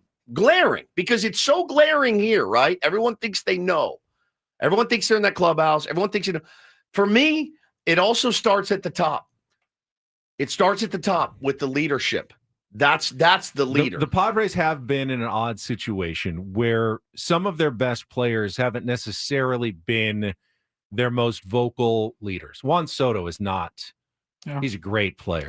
He's not a clubhouse leader. He's not a leader, man. Francisco Lindor, good leader? I don't know. I have no idea. Pete Alonso, pretty quiet dude, but leads by example and produces. I think Jackson Merrill is a MFing leader. I think he is a leader and hard a to be a leader producer. when you're 23. It's but not, he's going to only get older and better at it. I really think he is a leader. And I think if Fernando Tatis Jr. would spend a little time this year on the couch and realizing I'm really good. He said it before. When I'm going, there's nobody better than me, right? Get your head right and go out and lead this team. Help lead this team. You can have more than one leader. There's a final voice always, but you can have more than one leader. Paulie is a leader. Paulie shows up. Paulie never takes a day off. Paulie is a leader. Took a day off earlier this week. Paulie rarely takes a day off. Okay, Paulie almost never takes a day off. He was moving. He didn't take a day off to sit on his ass and smoke weed. He took, he's a leader. Listen, but we are a unit. There's a unit. There's 3 guys in here that lead this ship. And I don't think it's bad to say you need more than one voice. And Manny's going to get that. Manny's going to get that rap, you guys, until he holds it. I can't tell you guys. It's in the dozens of the tweets I got last night that said the Padres will never win with Manny and Tatis in the clubhouse. And I go, I don't agree with you. I'm sorry. There's nobody better to replace them right now. There's nobody. I don't agree with you. I think it's an emotional take. I don't know that we can ever compare, or any of us can really compare our jobs, though, with what a Major League Baseball player or any professional athlete deals with, because the big difference to me is in most of our jobs, you don't have someone else who's trying to stop you from doing your job. It's really up to you. Who do we have that's trying to stop us from doing a good show? Oh, you mean other people in here heckling us? Yeah. That'd be cool, actually. No, I mean, you guys suck. You suck. We have the chat. We don't have to face. No, here, let's go. We don't have to face a highly. We don't have to face a highly. Shut up, moron. Hey, shut up. I mean, yeah, there's competition with other shows and stuff for sure, but they're not actively trying to stop us. When you're a baseball player, when you're at bat, you have another highly paid professional who is trying to stop you from doing your job, the pitcher, and vice versa. If you're a pitcher, you have a very highly paid professional who is trying to embarrass you at your job. For us and for most jobs, good teamwork, grinding out, doing a good job, working hard should pay off in the long run. Doesn't always work that way in baseball because someone else is out there who's also making a lot of money to stop you from doing your job. And that's always tough. Let's keep going. Let's get another one here. Is this Miguel? Next up here on 97.3 The Fan. Good morning, Miguel. Hey, good morning. Can you guys hear me? Yeah, we got you. Hey, guys. I want to thank you so much for taking my call. I just have a couple of things that I want to talk about. Sure. I'm really disappointed with the team. Mm-hmm. I think at this point, cool, we can be happy about making the playoffs. That was fine when we were in the rebuilding stage, but at this point, they've been telling us for the last, 4 years now that this is a championship caliber team. Yep. And for us to crash out that early, it's just very disappointing. And I just really feel like this year didn't hurt as much. Last year, I feel like it was just such a gut punch. It's the worst. Almost felt like, It's the worst. it was almost like I got served, divorce papers at work. Yeah. This year it was just kind of like a little more expected. I just didn't see the spark in this team. Last year we had that, miraculous run. It felt like everyone was on point. The energy was up there. And then year, it stopped. It just stopped cold. It stopped. It stopped and cold. I don't know what it was. I don't know if it was, the whole ownership drama, the holes that we had at left field and at catcher that really just kind of handicapped us. I salute the pitching staff. Yes. Because they held it down all season. But I just don't know if all those one-run games were just, I think that kind of showed us that this offense and just leaving runners in scoring position all season long, we knew that was going to happen again in the playoffs. We worried, and it came to fruition. And where do we go from here? Because I feel like Preller has a lot of, things that he needs to address because this isn't a new thing. Last year we crashed out again, going two games basically scoreless. So is it a leadership issue? Is it Machado? Is it Tatis that can't lead anyone? Are we looking at a 22-year-old kid in Merrill who's going to be the one that's going to take over the clubhouse, which is kind of crazy to think about? All good questions, man. All great questions. All great questions and concerns. I mean, if I knew, I wouldn't be here. I'd be a billionaire. It's funny because I think I kind of agree that it feels different than last year. Yeah. Ultimately, Big time. Last year's team won 3 more games in the regular season over 162 and 3 more playoff games than this year's team did. This year's team won 1. Last year's team won 4. Yeah, but dude, it's different. It was when the entire world, including the team that beat you, goes, hey, we just beat the World Series champs. It really stung, and it continued to sting throughout the offseason. And then that team rolled over this year and said, it's yours if you want it. And you go, no, we're good. We're fine. We don't need it. We're good. That's the real bummer for me too. If you're going to, I don't want to lament too much, but I do think, August, September was really, really rough. You had it. Could have been yours. I saw this yesterday, and of course, as fans, we are insanely more passionate because we have to be. We're willing. There's people that fist fight about it. You don't see players fist fight too much, really. They really don't. And when Mookie slides in the third, Manny and him are hugging it up, and it is what it is. It's baseball in 2025. I'd like to maybe at spring training say, do you know how tired we are of seeing these empty trophy cases tweeted us? Does this bother you like it bothers us? This makes us insane. Oh, here's another fake banner that Dodger fans have made. Does that not bug you, Jake or Manny or Toddy, Xander? Does that not make you insane to see? Because it makes us insane. Does it make you insane? Because if it doesn't, it should. It should. It should make you insane. For this city, 72 sellouts, this should make you nuts. Here's my sentence to the Padres players. You have to spend every day on social media. Well, I'll stay out of your clubhouse next year. I'll stay out of it entirely. You have to spend every day interacting on social media like we do. Same for the skipper, whoever it is. Same for the GM. You got to get in there and you have to be in it with us. And you got to see the memes and you got to get the DMs laughing at you. And some of them do. But you know what I'm saying?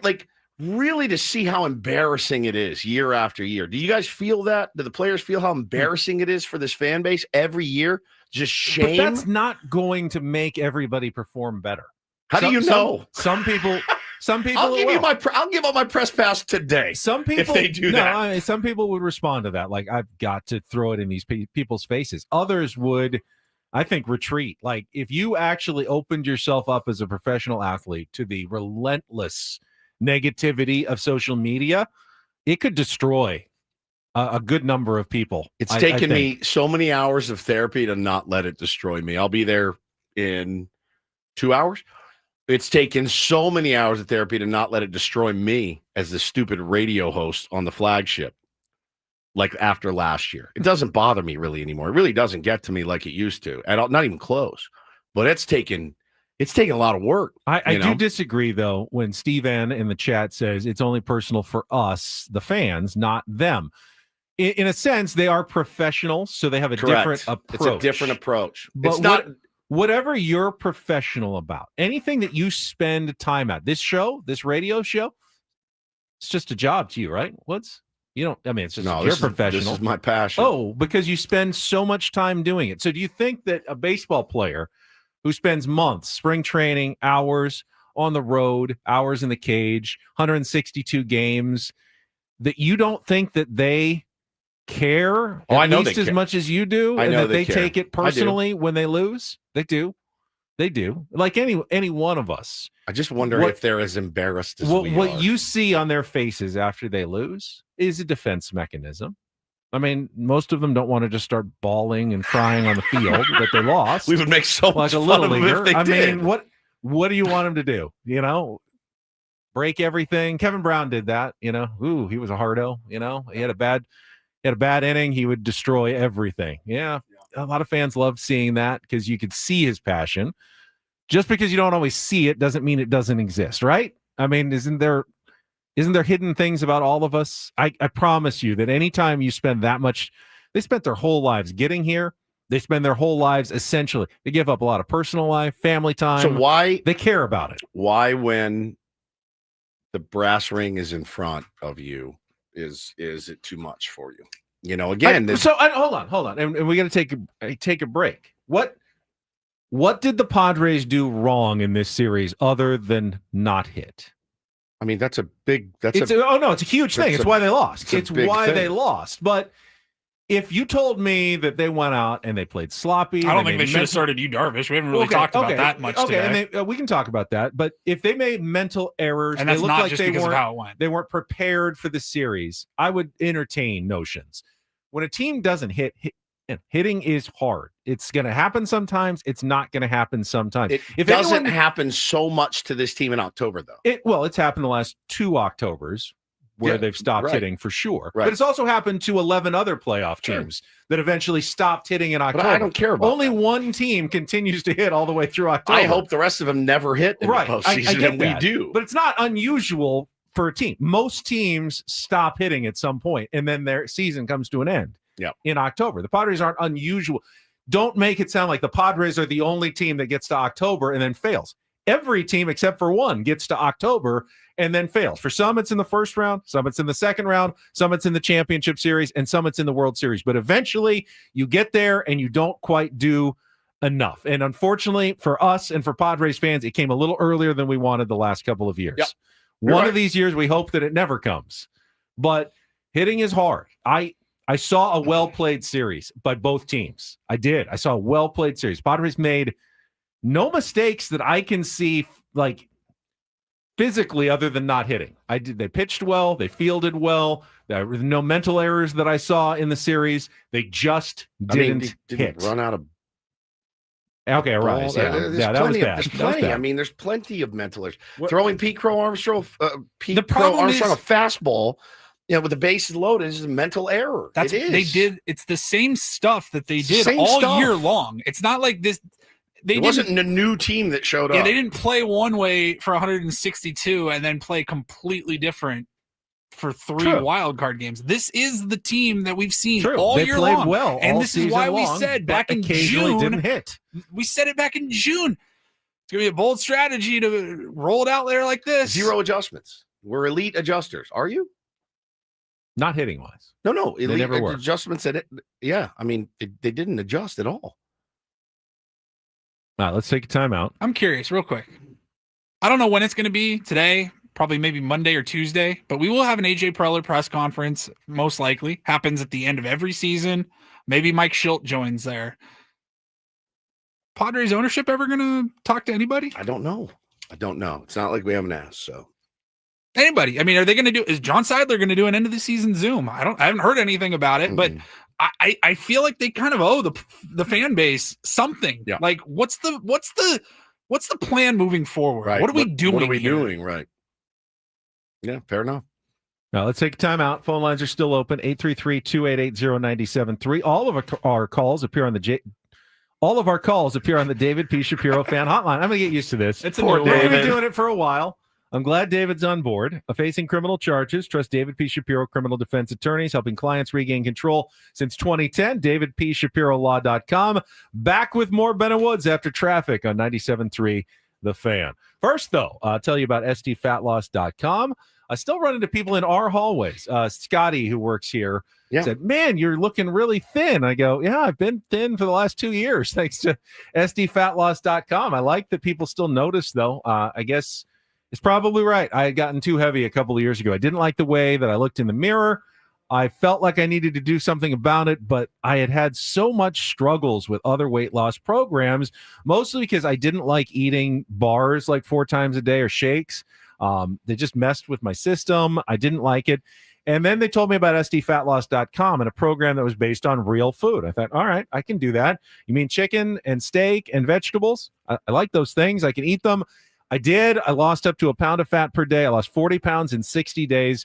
They can do the same for you. 10 to 20% of your body weight in just 2 months. Sign up for a free consultation now at SDFatLoss.com. Lose the weight by early December. Before even Christmas time is here, you can be down and a brand new you with no injections, no exercise necessary to lose the weight, and then your metabolism has changed.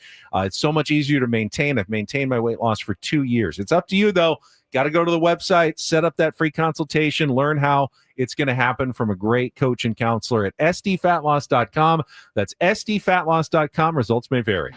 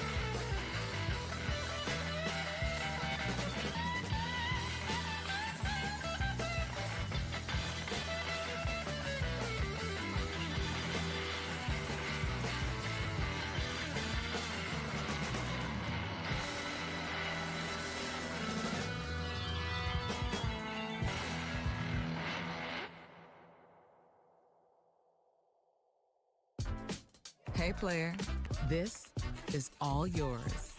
And this pool on this roof, this is all for you.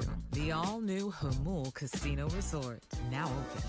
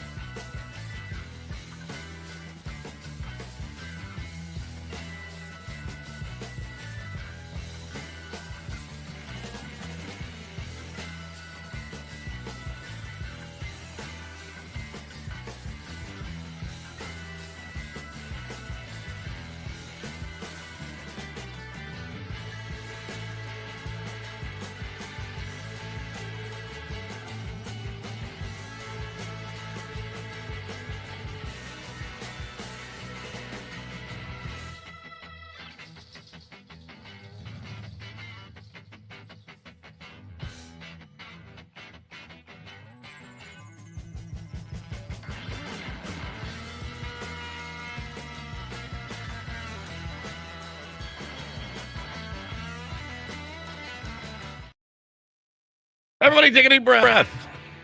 All right. Talking to myself.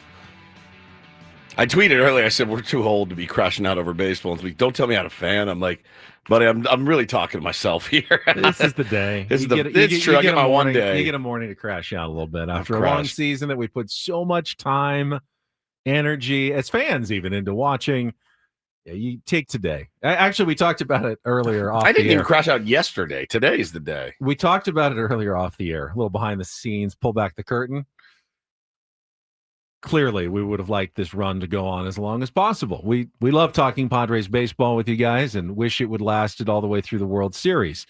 When it did come to an end, as Paulie said, Thursday's a good day for it to come to an end. Yeah, if it had to be any day. We can come on Friday. Remember how bad last year was? It was a Friday night. You had to sit in that All the all way until weekend Monday, and then yeah. come in on Monday and be like, what the F happened 72 hours ago? My idiot Dodger fan friends sending me blue roses in here. I was like, please don't let me see some blue roses again this year. Like, I'm not saying it's all sunshine and roses, but we do the show today. You head into the weekend. You come back on Monday. You do some hate watching. I'm not saying on Monday everything's going to be peachy keen. It's not. You're still going to feel the sting.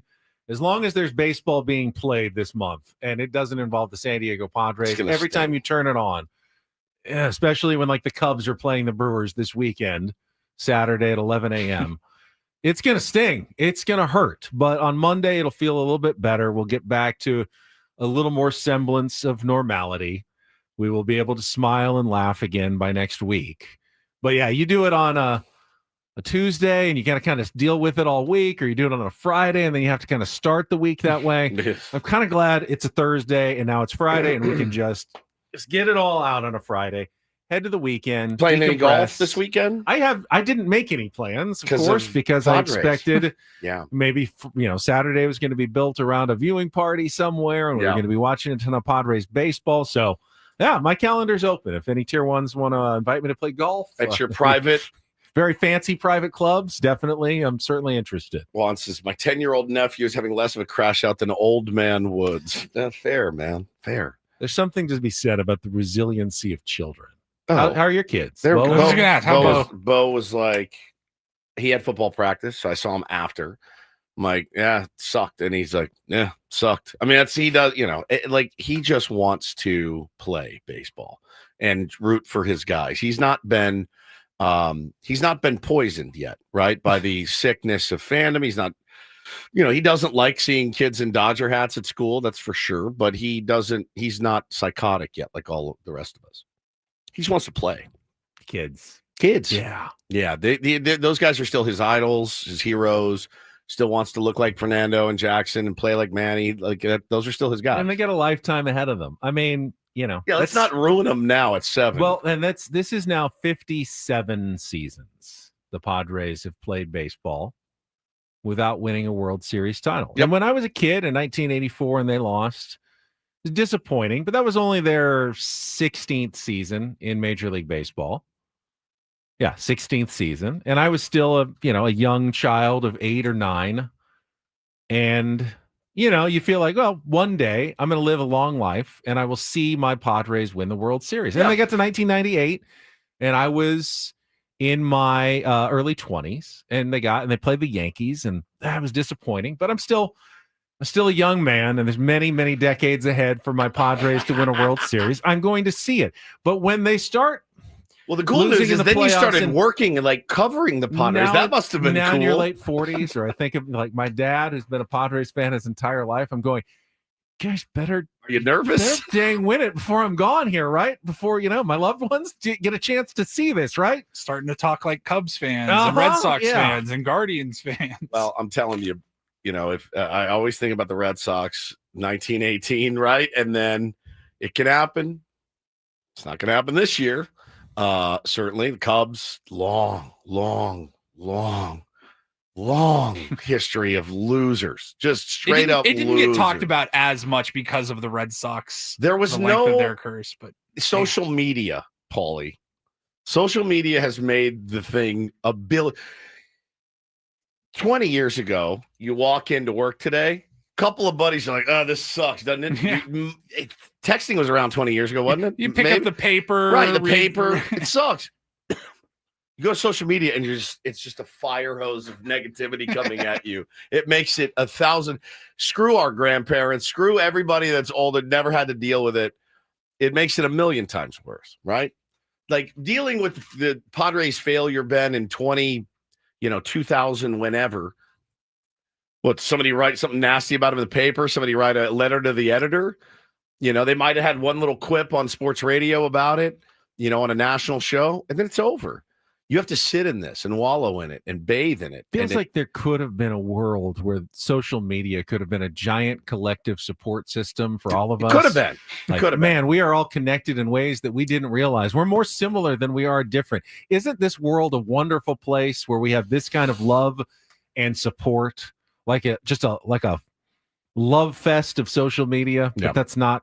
I don't think that's how we're all wired. Juan says you can always put your phone down. It's true.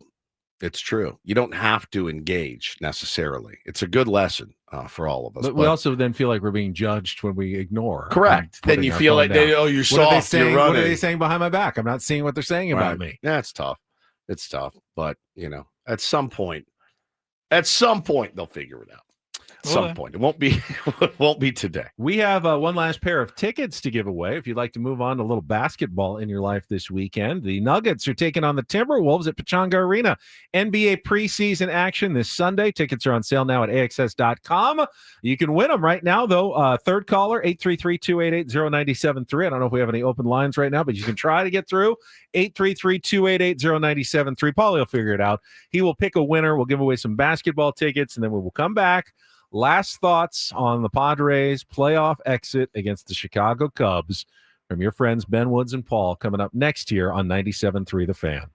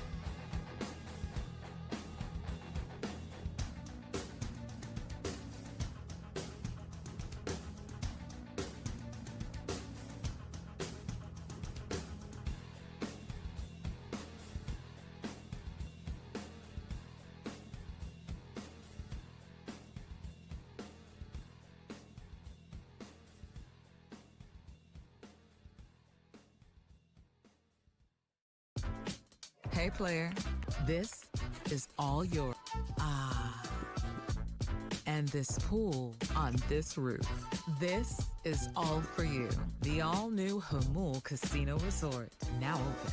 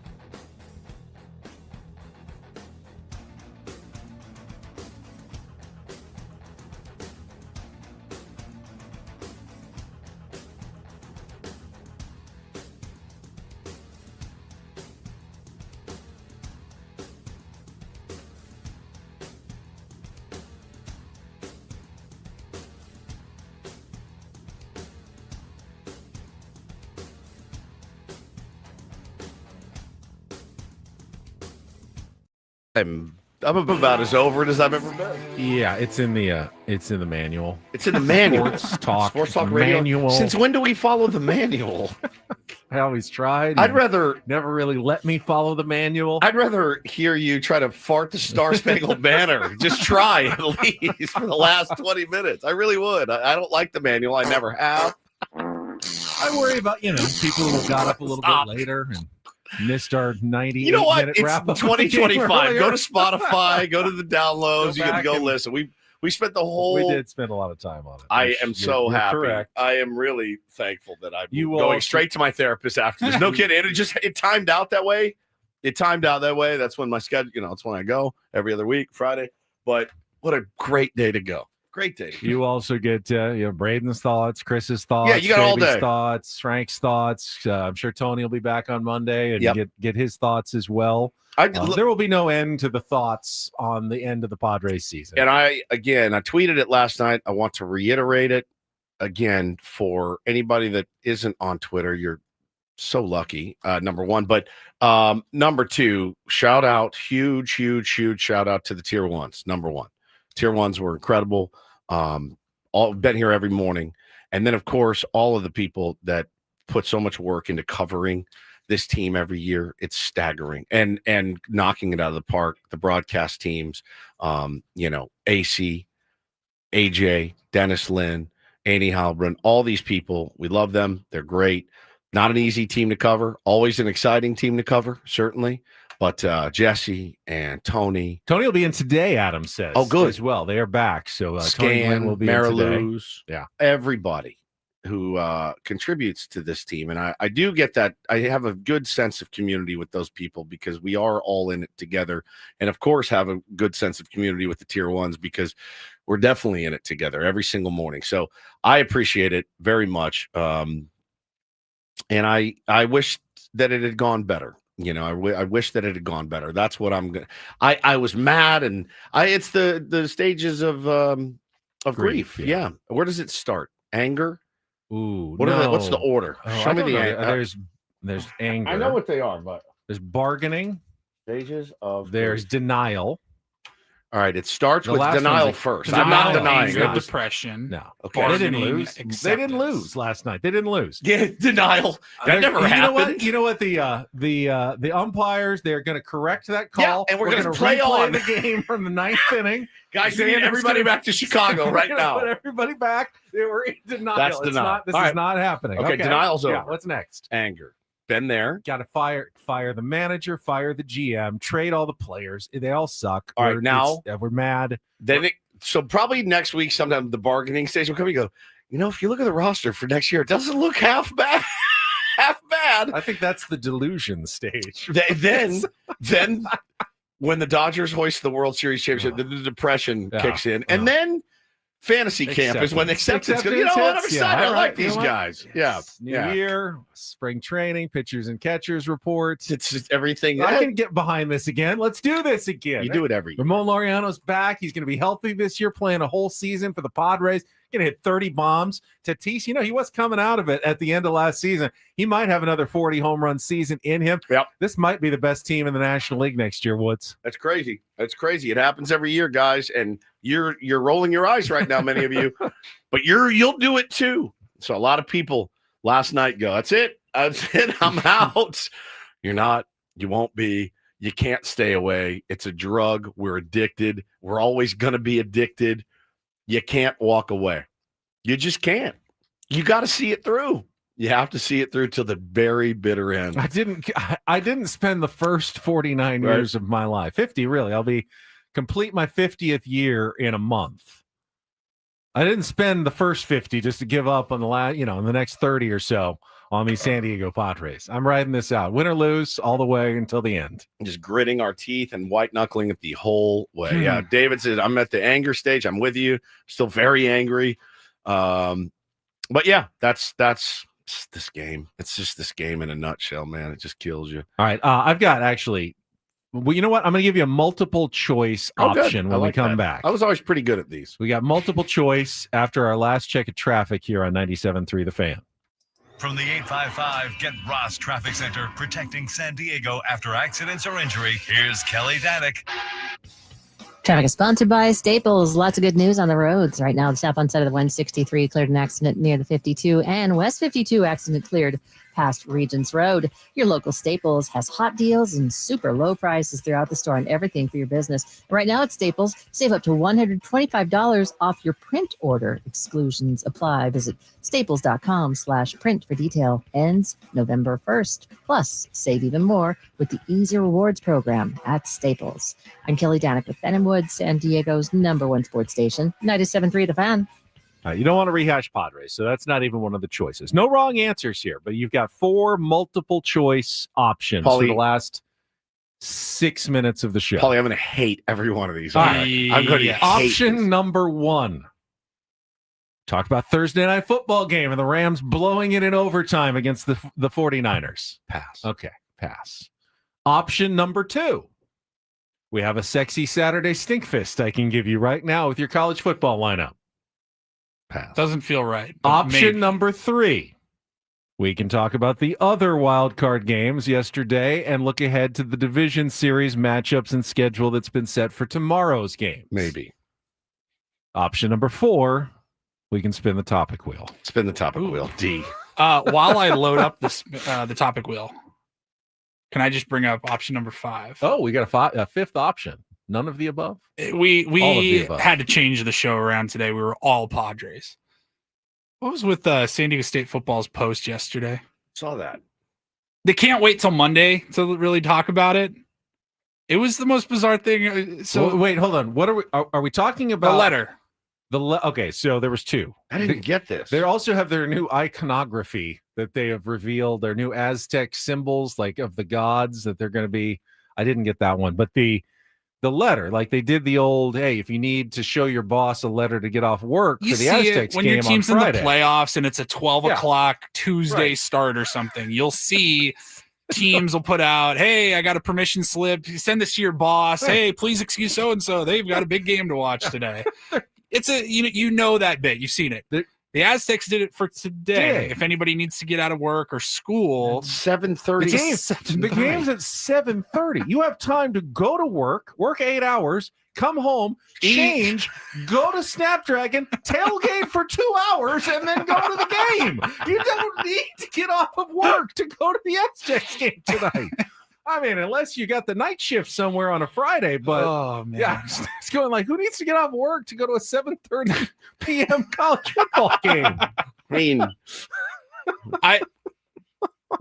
I applaud them. I applaud them for trying. I was just gonna say, I applaud them for trying. That's a Mountain West opener. It's a big game tonight. It was like you just combined a couple of different bits. It didn't all work out too well. If the Aztecs played at noon today on national TV, a huge game or whatever, for some reason, like then it makes a little bit more sense. But I mean, when I drew, it feels like that's what they did. Like, hey, we need an idea for Friday night. On Friday, it feels like everyone leaves work at 3:00. That's when the traffic's the worst. You got 4.5 more hours before the game starts.